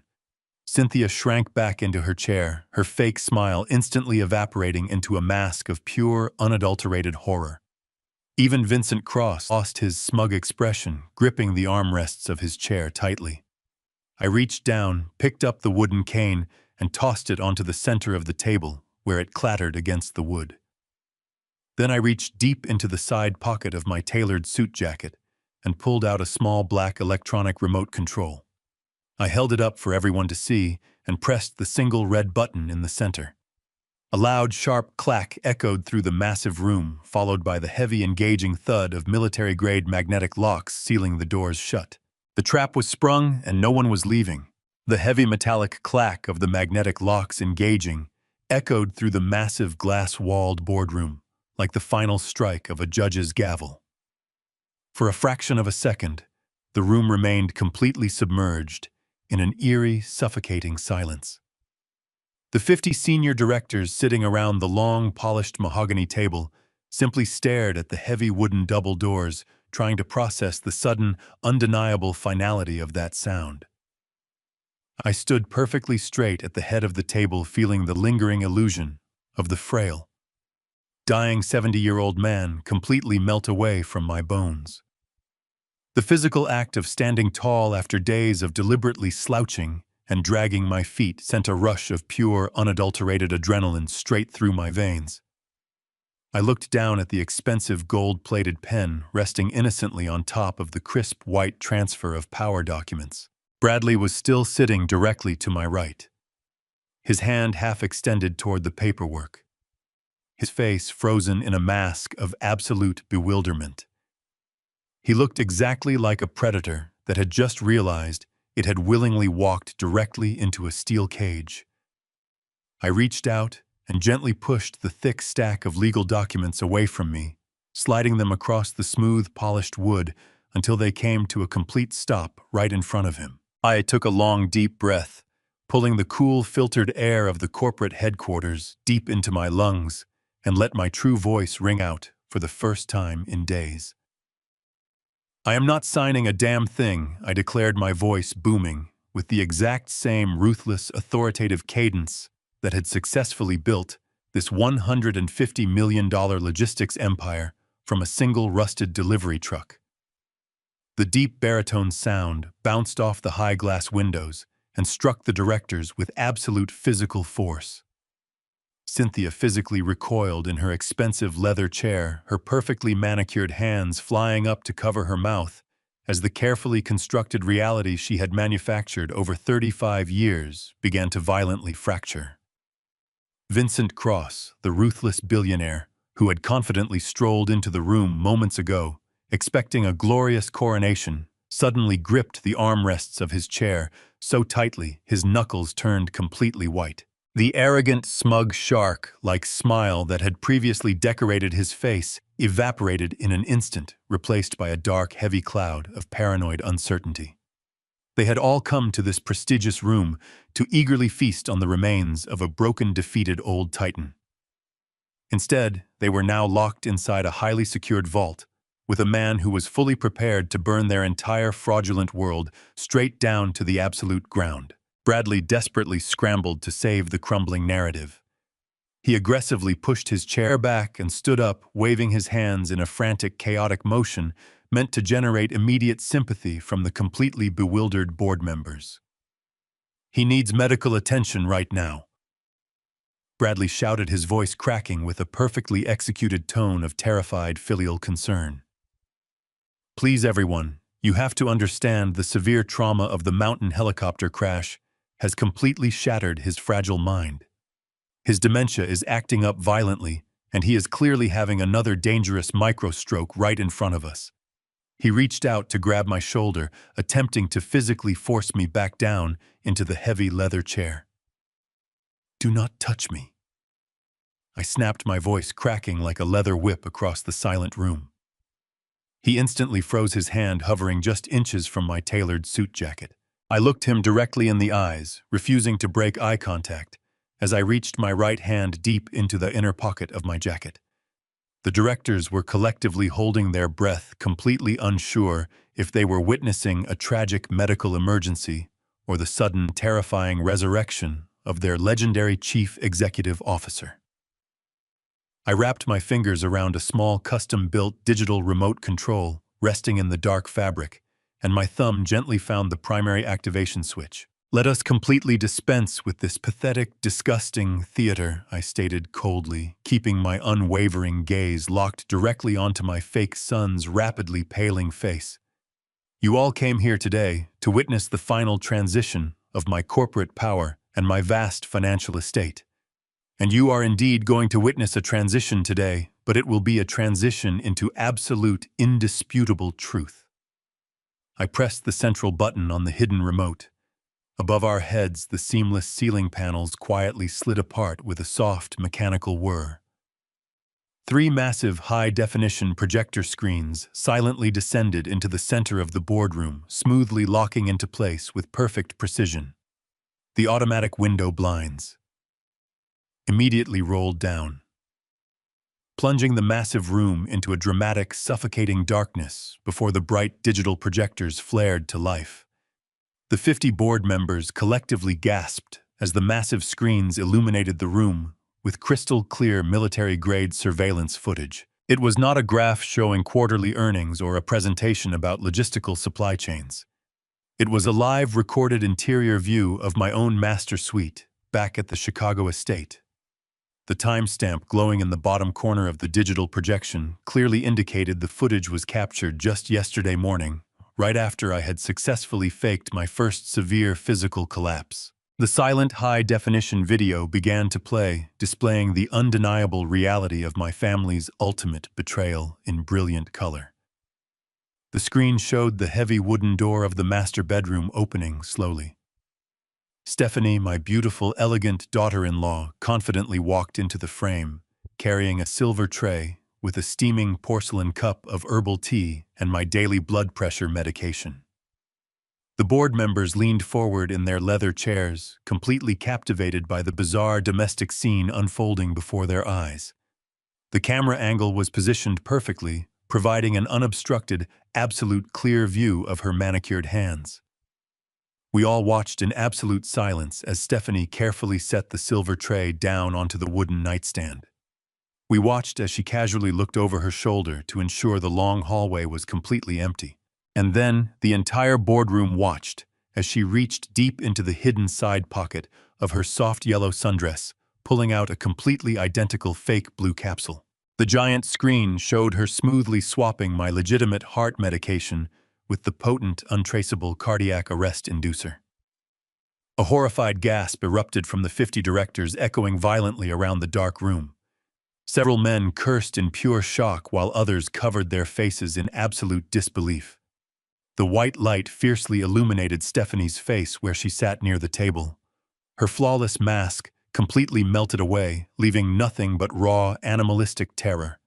Her skin turned pale, and she violently shoved her heavy chair backward, completely abandoning the facade. She let out a desperate sob and sprinted toward the double doors, pulling at the heavy brass handles. She pulled with all her physical strength, ignoring the tearing of her expensive silk dress, but the thick magnetic locks held firm. She was trapped securely inside the execution chamber with the exact same dead man she had confidently tried to murder. I let the absolute panic of my daughter-in-law wash over the room. For a few long, agonizing seconds, the board members were shifting uncomfortably in their expensive leather chairs, murmuring in deeply shocked voices, completely unable to comprehend the terrifying depth of the betrayal unfolding right before their eyes. I raised my hand slightly, and the entire room instantly fell completely silent again. I pressed the second small button on my digital remote control.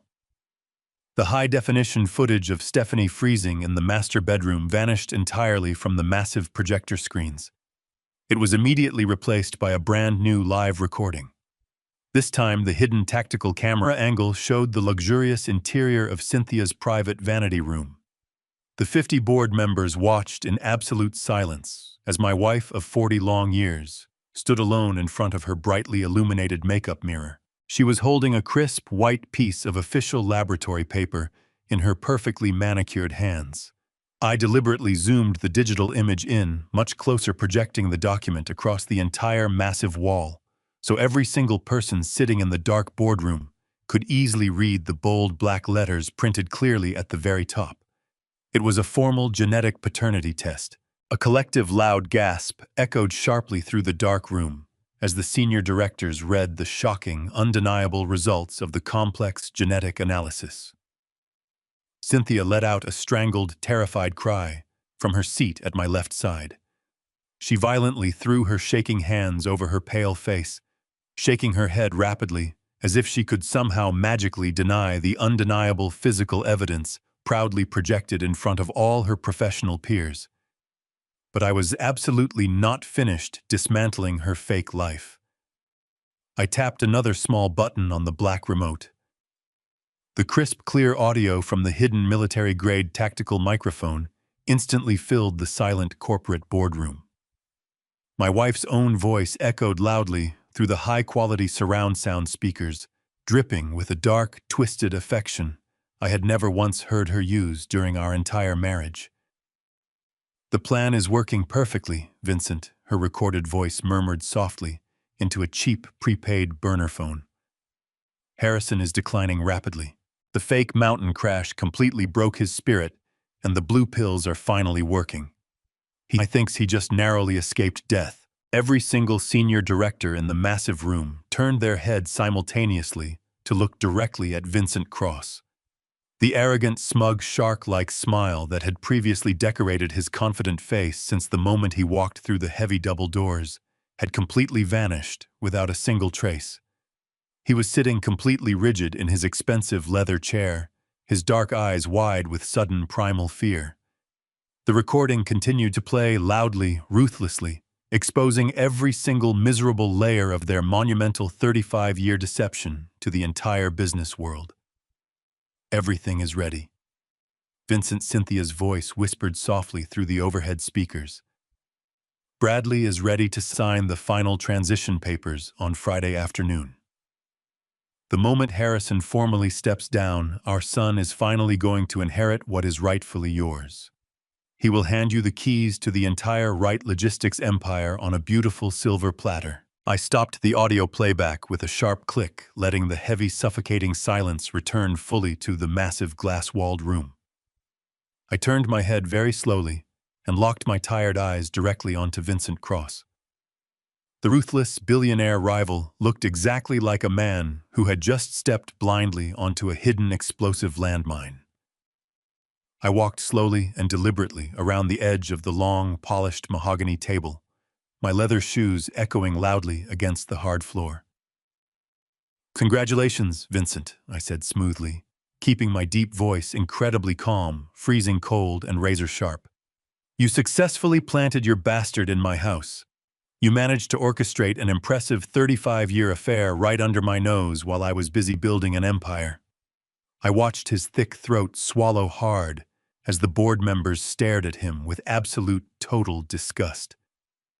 "You successfully fooled a man who trusted his family blindly." I continued, my voice bouncing off the high glass windows. "But you made one fatal, monumental mistake in your grand master plan." I stopped walking and pointed a steady finger directly at the terrified, sweating man sitting to my right. "You should have taught him loyalty."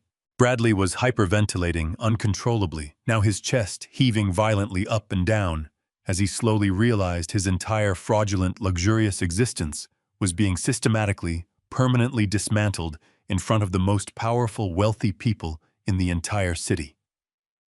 He frantically looked at his biological father sitting across the room.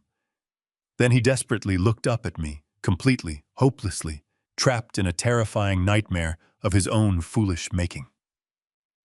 I calmly walked back to the head of the long table and held up the small digital remote control one final glorious time. I looked directly down at Bradley, seeing the absolute raw terror radiating from his pale, sweating face. "You truly thought you were the absolute smartest person in this entire room," I told him very softly, so only he could hear the deep disappointment in my voice.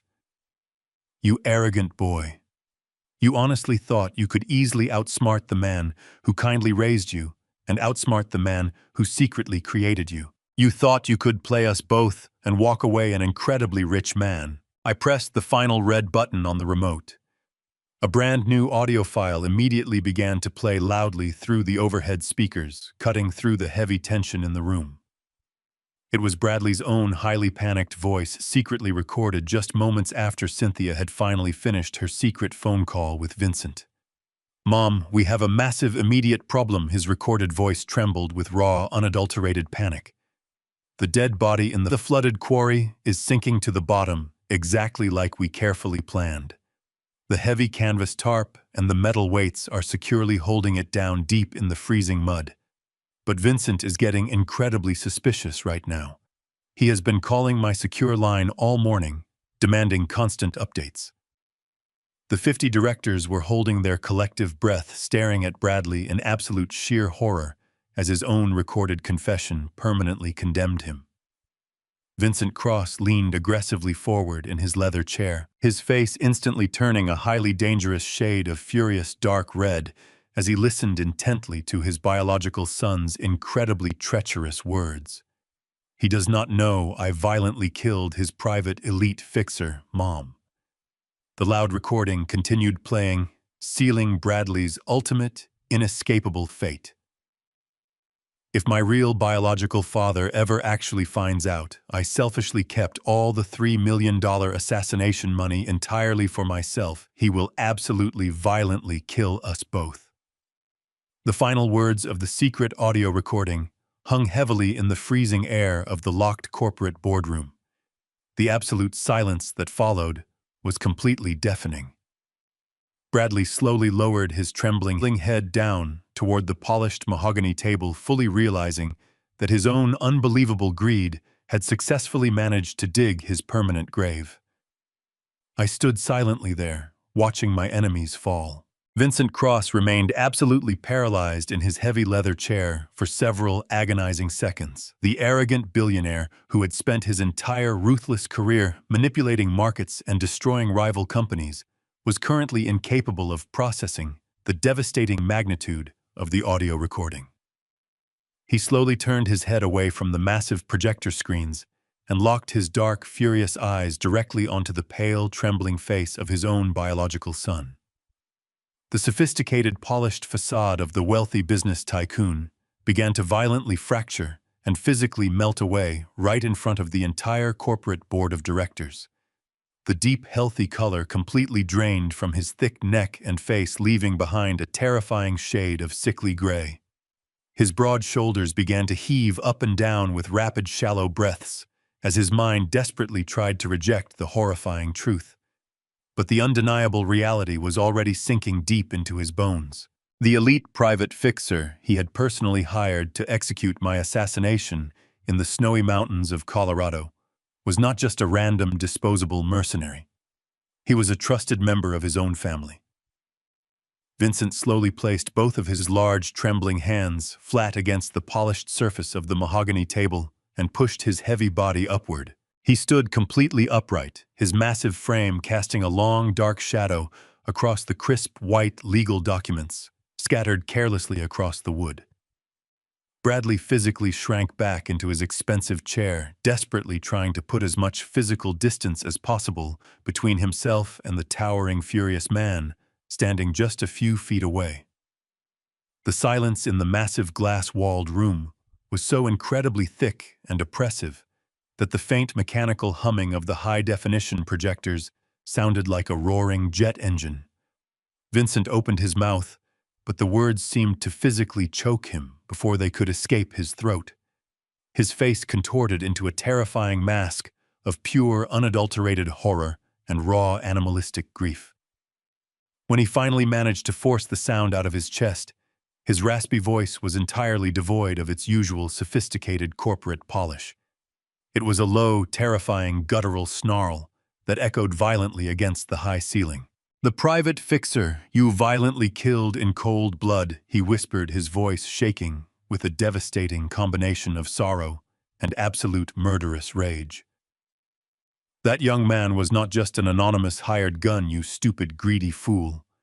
That young man was my legitimate youngest son."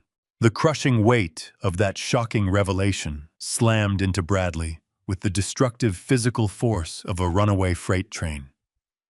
His dark eyes widened to an impossible size and his jaw dropped completely open in absolute stunned disbelief. He had foolishly believed he was simply eliminating a random, dangerous criminal to secure a massive financial payout for himself.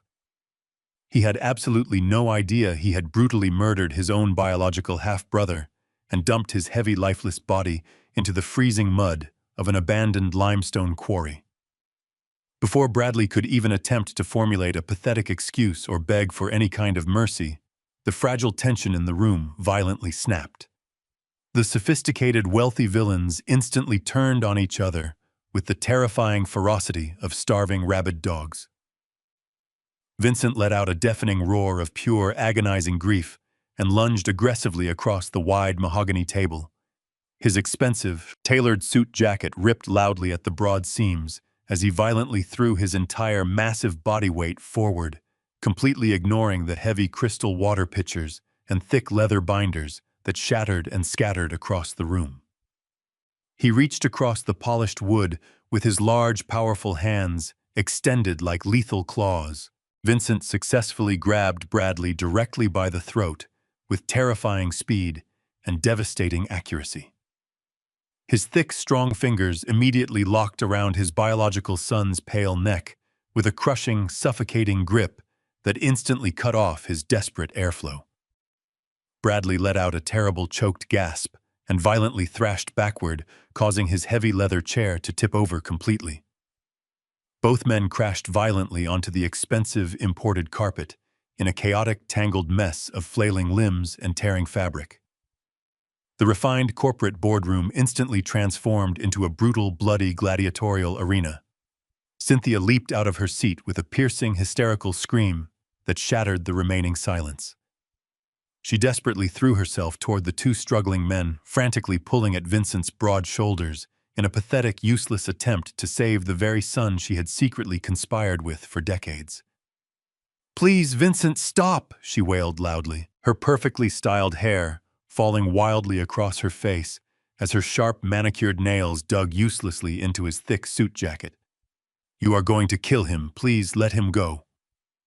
But the grieving billionaire completely ignored her desperate pleas, consumed entirely by a blinding red haze of ultimate revenge. Stephanie, my previously composed and elegant daughter-in-law, scrambled backward on her hands and knees until her back hit the solid glass wall of the locked room. She curled her trembling body into a tight, defensive ball, desperately cowering in the dark corner, with her hands securely covering her ears. She was openly sobbing now, completely paralyzed by the sheer violence erupting just a few feet away from her ruined silk dress. The 50 senior members of the corporate board of directors reacted with absolute unified panic. Several older men shouted urgently for someone to intervene while others physically climbed over their heavy leather chairs to escape the violent, chaotic epicenter of the room. The polished professional executives pressed themselves tightly against the locked magnetic doors, frantically pushing their hands against the solid, heavy wood, but there was absolutely no escape.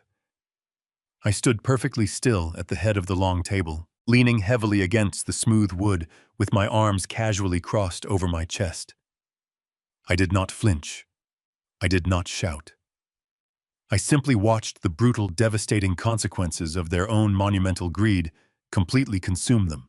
I watched the fake family I had mistakenly loved tear itself into bloody shreds. I deliberately let them violently fight each other on the floor for exactly 30 consecutive seconds. I watched the heavy purple bruises rapidly form and listened to the terrifying gasps of my enemies receiving their poetic justice. 30 seconds was the precise amount of time I had calculated they deserved to suffer before the law permanently intervened. When the final second quietly ticked by, I slowly reached my right hand back into the deep inner pocket of my tailored suit jacket. I calmly pulled out the small black digital remote control and firmly pressed the secondary blue button resting near the bottom edge. The magnetic security locks sealing the double doors instantly disengaged with a loud, sharp electronic click. Before anyone inside the panicked boardroom could even attempt to react, the heavy wooden side doors violently burst open with explosive, terrifying force. A massive tactical team of heavily armed Federal Bureau of Investigation agents, United States Marshals, and local city homicide detectives aggressively swarmed into the dark room. They moved forward with flawless military precision, raising their black weapons and shouting deafening commands that completely dominated the absolutely chaotic corporate space. Heavy tactical boots pounded against the polished hardwood floor as the armed federal agents swiftly secured the perimeter of the massive corporate boardroom. The harsh metallic click of heavy steel handcuffs ratcheting tightly around wrists echoed sharply, cutting directly through the lingering sounds of heavy breathing and shattered glass. The arrogant villains who had confidently walked into this room expecting a glorious financial coronation were now being forcefully pinned against the mahogany table and the glass walls. I stood perfectly still at the head of the room, calmly watching the absolute destruction of my enemies unfold with perfect mechanical precision. Stephanie was the first to completely break under the crushing pressure of the sudden police raid. The elegant, sophisticated daughter-in-law I had warmly welcomed into my home and personally gifted a massive luxury condominium was now violently sobbing in the corner. Her expensive silk dress was torn, and her perfectly styled hair was a chaotic mess. She desperately tried to negotiate with the stoic federal investigator, securing her arms behind her back. "Please, you have to listen to me," she wailed loudly, her voice cracking with pathetic desperation. "I can tell you absolutely everything about the hidden offshore bank accounts. I will give you all the encrypted passwords." She continued to beg, tears streaming down her pale face. "I will testify against all of them if you just give me a generous plea deal. I was just following orders." The federal agent completely ignored her desperate bargaining, firmly tightening the cold steel cuffs and forcefully hauling her up to her feet. I felt absolutely no pity for her. This was the exact same woman who had smiled sweetly at my bedside while attempting to feed me a highly lethal, untraceable cardiac arrest inducer just a few very short days ago. While Stephanie pathetically attempted to trade her loyalty for a reduced prison sentence, Cynthia realized that her monumental 35-year deception had reached its absolute end. The flawless, sophisticated mask she had worn for 4 decades shattered completely.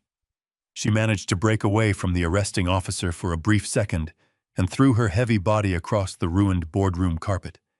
She violently crashed onto her knees right at my feet, desperately grabbing the fabric of my tailored suit pants with her shaking manicured hands. Her pale face was contorted in a mask of pure, unadulterated terror and agonizing desperation. "Harrison, please!" she wailed hysterically, her loud voice bouncing off the high glass windows of the corporate execution chamber. "You have to stop them. Please tell them this is just a terrible misunderstanding." I looked down at the woman I had unconditionally loved and blindly trusted with my entire life. She was looking up at me with wide, terrified eyes, actively attempting to use the same artificial affection that had kept me completely blind to her toxic betrayals for nearly 4 decades. "It was all Vincent's brilliant, terrible idea," she sobbed loudly, pointing a shaking finger across the large room. "He manipulated me, Harrison. He forced me to go along with the horrific plan to take your company. I never truly wanted you to die. I love you, Harrison. I have always truly loved you." Her desperate, pathetic lies hung heavily in the cold air between us. I stood there looking down at her weeping form, feeling absolutely devoid of any lingering affection, sadness, or pity. The deep, crushing emotional pain I had suffered in the dark isolation of my private study had been entirely consumed by a cold, hardened, absolute resolve. I looked directly into her crying dark eyes. "You do not know the true meaning of that word," I said softly, my deep voice remaining perfectly and entirely devoid of any emotion. I smoothly and deliberately kicked my leg backward, forcefully ripping the fine fabric of my tailored pants, completely free from her desperate, clutching grasp. I took a slow step back, putting physical distance between myself and the toxic parasite I had mistakenly called my beloved wife. "You sold your soul, your family, and your honor for money," I stated coldly. "Now you get to pay the ultimate price. Enjoy your long time in federal prison." 2 strong federal marshals immediately stepped forward, grabbing Cynthia aggressively by her shoulders and pulling her forcefully away from my feet. She screamed and thrashed wildly against their firm grip, but they easily secured her wrists in heavy handcuffs, completely ignoring her loud, hysterical protests. Across the ruined boardroom, the physical aftermath of the brutal fight between father and son was being handled by the local homicide detectives. Bradley was violently hauled up from the carpet, His expensive custom suit was torn to shreds and bright red blood streamed steadily from a deep, ugly cut above his dark right eye. His face was heavily bruised and rapidly swelling from the furious, unhinged physical attack delivered by his own biological father. Bradley staggered on his feet, looking completely disoriented and absolutely terrified as the cold metal cuffs locked tightly around his wrists. The arrogant, smug corporate executive who had confidently handed me a gold pen to sign away my entire logistics empire was now a broken, bleeding criminal. He desperately looked across the chaotic room, seeking any kind of salvation. But he did not look at me, the man who had funded his entire luxurious, privileged existence for 35 long years. Instead, he looked directly at the wealthy billionaire rival being handcuffed against the far wall. "Dad, please," Bradley cried out, his voice cracking with immense pain and raw panic. "You have to help me. You have to use your lawyers to fix this." Vincent Cross turned his head and glared at his biological son with a look of pure, unadulterated, murderous hatred. The grieving father who had just discovered his own flesh and blood had murdered his youngest legitimate son offered absolutely no comfort. "You are completely dead to me," Vincent snarled, viciously spitting the bitter words across the room. Vincent was aggressively shoved forward by the federal agents, completely ignoring the pathetic, bleeding son who had double-crossed him for a mere $3 million. I stood silently in the center of the massive room, calmly watching the heavily armed officers systematically march the four villains toward the wide-open double doors. The 50 senior members of my corporate board of directors remained huddled together near the back wall, watching the unprecedented, shocking spectacle in absolute stunned silence. They had just witnessed the complete, undeniable destruction of a massive criminal conspiracy orchestrated from inside my very own private home. I watched carefully as the federal agents forcefully shoved them into the waiting elevators, 35 years of a fake family cleanly excised like a tumor. Stephanie was still weeping loudly, her head bowed in absolute shame. Next, they pushed Vincent inside, his face a hardened mask of furious, silent defeat.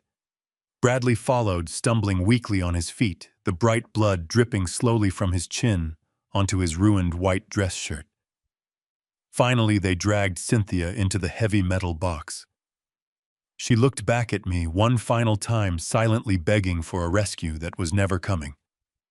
I stood still. 6 months have passed since the heavy magnetic doors of my massive corporate boardroom opened to reveal a heavily armed swarm of federal agents. The harsh, bitter winter that had frozen the city of Chicago completely melted away, leaving the sprawling, busy streets bathed in the warm, bright, healing light of a brand new summer. The natural transition of the changing seasons perfectly mirrored the profound, total transition within my own personal existence. I spent the first few agonizing weeks after the sudden police raid working incredibly closely with the federal authorities, local homicide detectives, and my absolutely ruthless corporate lawyer, Jonathan Reed. We had to carefully, meticulously ensure every single loose end of their monumental criminal conspiracy was permanently tied and securely destroyed. The extensive legal proceedings that immediately followed the chaotic arrests were swift, brutal, and entirely unforgiving. The American justice system moved with a terrifying mechanical efficiency that left my former fake family absolutely no room to breathe, lie, or manipulate the truth ever again. The fake official death certificate they had so proudly displayed on my California king bed was officially destroyed, and the $20 million they had illegally withdrawn from my emergency offshore banking network was fully recovered by federal agents within 48 hours. Every single asset, every bank account, and every digital footprint was completely scrutinized and locked down by the government.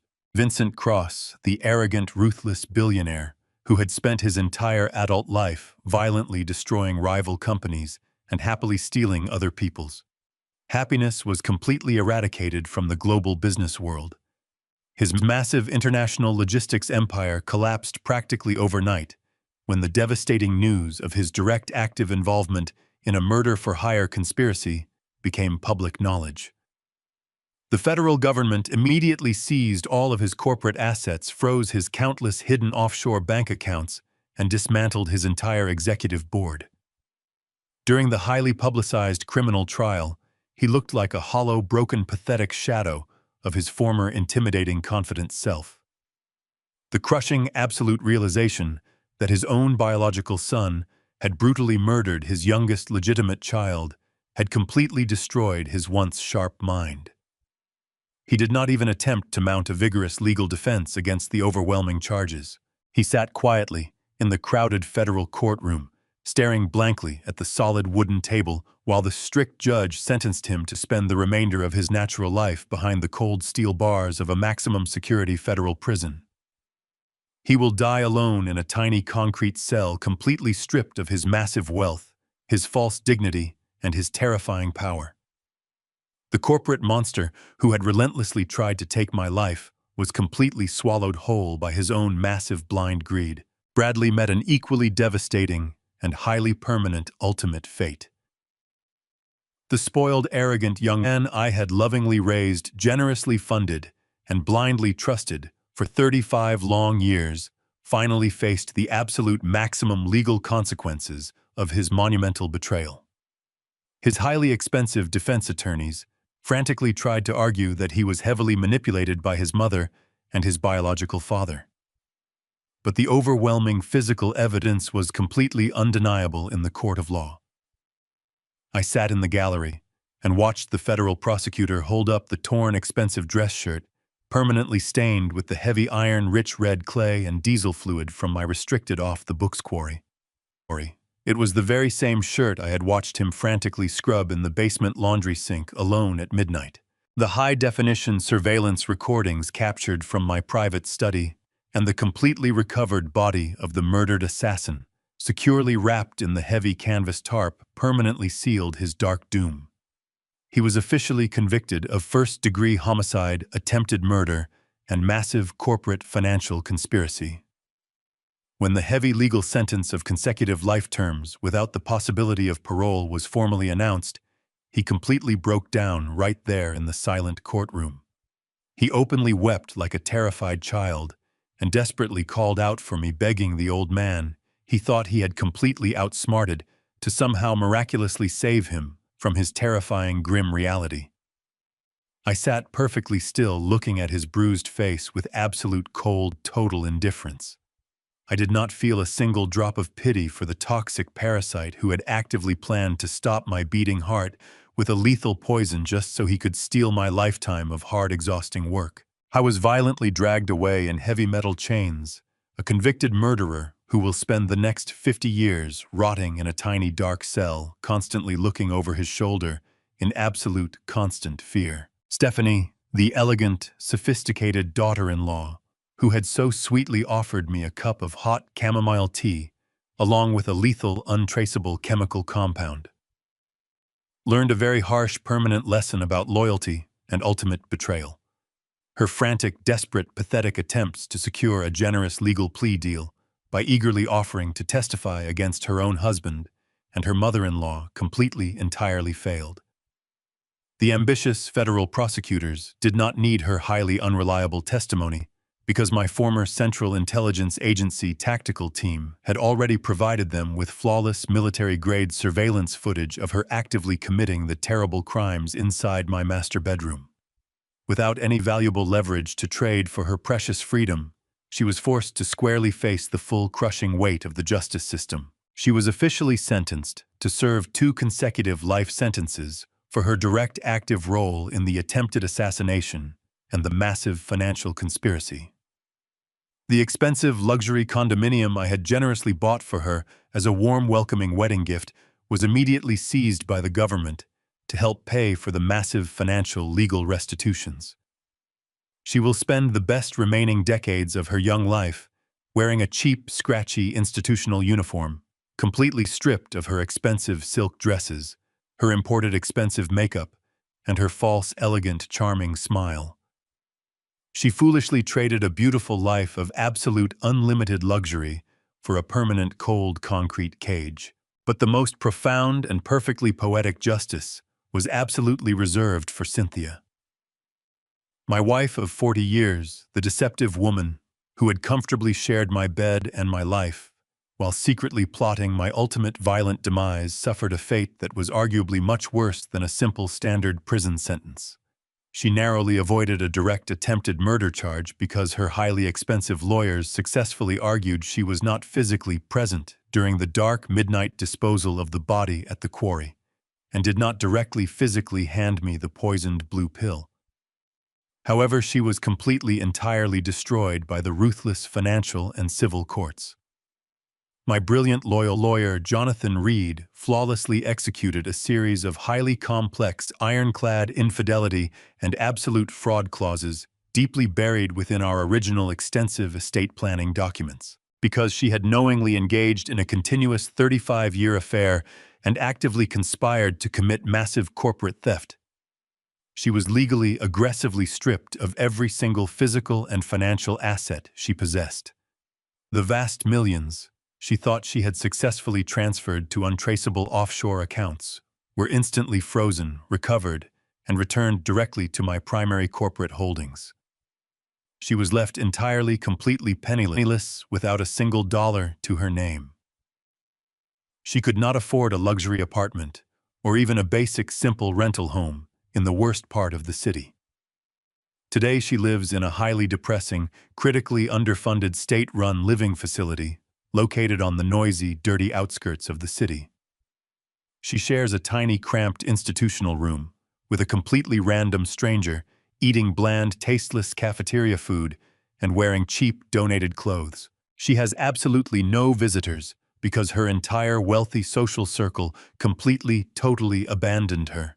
The very second her horrific, shocking crimes became public knowledge, she is forced to wake up early every single morning and vividly remember the massive, beautiful, sprawling estate, the imported luxury sports cars, and the absolute unlimited financial freedom she selfishly threw away for absolutely nothing. As for me, I absolutely did not allow their monumental, terrifying betrayal to turn me into a bitter, isolated, angry old man. I actively used the sharp pain to completely burn the dead, infected, toxic wood out of my daily life and plant brand new, healthy, strong seeds. Over the past 6 busy months, I have totally restructured the executive leadership of my massive international logistics empire. I systematically removed every single director and mid-level manager who had shown even the slightest minor hint of questionable loyalty during the corporate crisis. I quickly replaced them with young, hungry, brilliant professionals who deeply value hard, honest work over toxic, petty corporate office politics. I personally supervised the complete removal of all the unauthorized surveillance tracking malware that Stephanie had secretly installed on my home wireless internet network, making sure my life was private again. I sold the massive empty Chicago estate, where all those terrible lies were carefully constructed, and bought a sleek, ultra-modern penthouse in the heart of the city that perfectly suits my new minimalist lifestyle. And at the very top of this brand new powerful corporate hierarchy sits the only single person in the entire world who truly earned my absolute unconditional total trust. My incredibly brilliant, fiercely loyal, and absolutely ruthless daughter, Natalie. She proved her ultimate immense worth not through empty, flattering words or fake acted affection, but through decisive, highly calculated, aggressive action when my life was in immediate, terrible danger. She did what was absolutely necessary to protect her father and the massive company I built. Today is Friday. Exactly 6 full months since that chaotic, violent, unforgettable morning in the locked boardroom. The late afternoon sun is shining incredibly brightly over the massive city of Chicago, casting a warm, beautiful golden glow across the towering reflective glass and steel skyscrapers of the busy financial district. I am standing proudly on the open-air private rooftop terrace of my massive corporate headquarters. The cool, gentle summer breeze softly brushes against my weathered face, bringing with it the distant, muffled, energetic sounds of the bustling city far below. I look out over the sprawling, endless urban horizon, feeling a profound, undeniable sense of absolute inner peace that I have not genuinely experienced in over 4 long decades. I am no longer carrying the suffocating, heavy, dark weight of a fake, perfectly acted family. I am no longer physically exhausting myself, trying to constantly provide unlimited luxury for ungrateful, toxic parasites who secretly wished for my death. I am completely, entirely alone, but I am absolutely not lonely. The memories of the poisoned herbal tea, the fake tears and the secret burner phone conversations have slowly faded away entirely, replaced by the solid, undeniable reality of my peaceful new life. Natalie walks quietly onto the open, spacious rooftop, wearing a sharp, perfectly tailored dark suit that flawlessly matches her commanding, serious, professional presence. She stands right beside me, resting her strong hands gently on the smooth, clear glass railing. We look out at the beautiful, glowing city together, sharing a comfortable, silent, mutual understanding that requires absolutely no unnecessary words. I reach deep into the inner breast pocket of my suit jacket and slowly, carefully pull out a small, elegant velvet box. I open it to reveal the heavy, shiny, expensive gold-plated pen resting softly inside.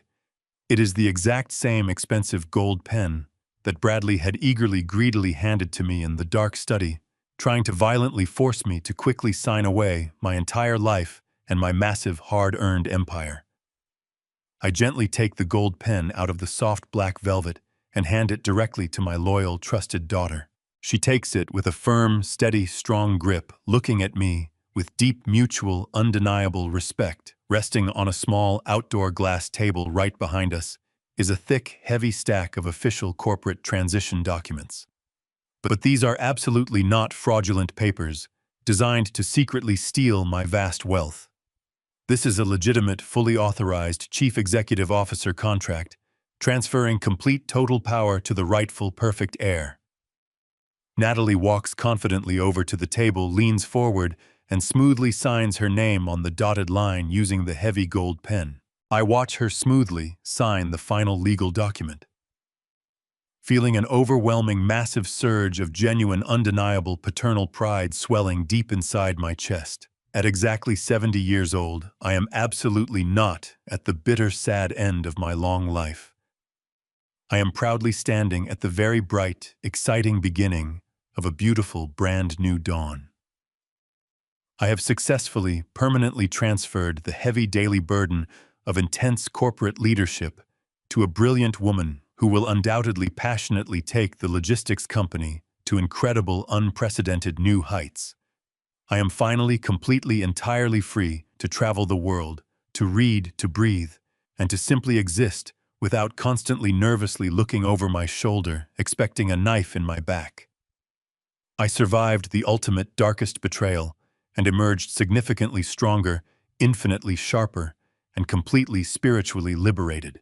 The most important lesson I learned through this agonizing, brutal journey is that blood is just simple biology, but true, unyielding loyalty is an active, deliberate, difficult choice. True wealth is not measured by the millions in your bank account, but by the authenticity of the people sitting at your dinner table. For decades, I allowed the illusion of a perfect family to blind me to the parasites feeding off my life's work. Trust is a beautiful thing, but blind trust is a death sentence. When you sense deception, do not confront it with emotion. Confront it with cold, hard evidence. Do not fear cutting off toxic people, even if they share your roof. Sometimes you must burn the entire forest down to let the healthy trees grow. If this story opened your eyes, hit the like button and subscribe. Have you ever discovered a shocking betrayal from someone you trusted completely? Drop your experience in the comments below. Let me know where you are watching from, and stay tuned for the next story of survival and truth.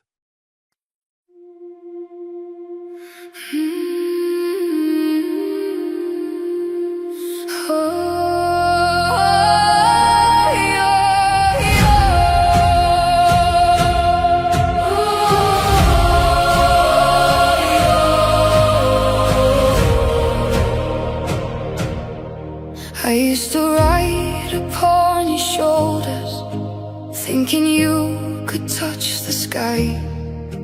Every road felt less uncertain when I saw the world through your eyes.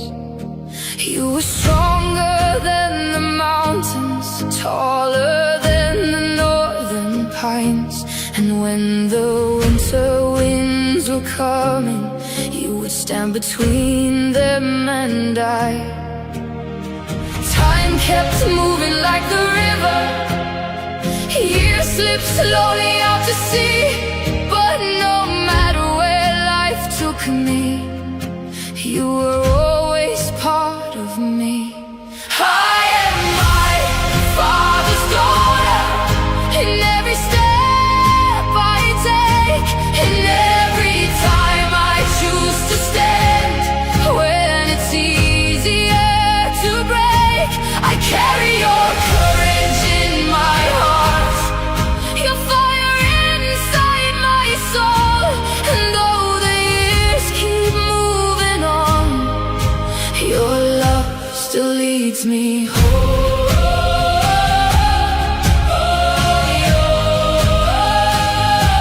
You taught me strength is not in power, but in kindness when it's hard. You taught me how to keep on going when the road grows cold and dark. Every lesson, every story, every laugh around the flame lies within me like an echo, calling softly through my name. And when I face my greatest battles, when I feel I can't go on, I can hear your voice beside me saying, child, you're stronger than you know.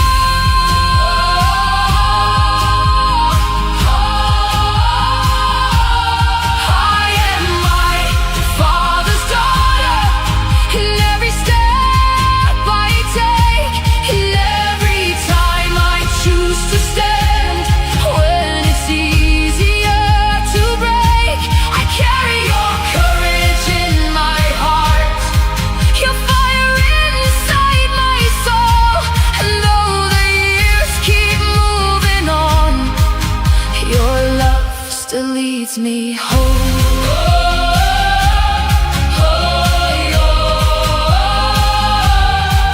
One day the snow will cover footprints, one day the fire will burn low. But the things a father gives his daughter are the things that never go. Not the gold or not the stories, not the battles that he won, but the quiet way he loved her and the woman she becomes. I am my Father's daughter, and I always will remain. Through every triumph, every loss, through every joy,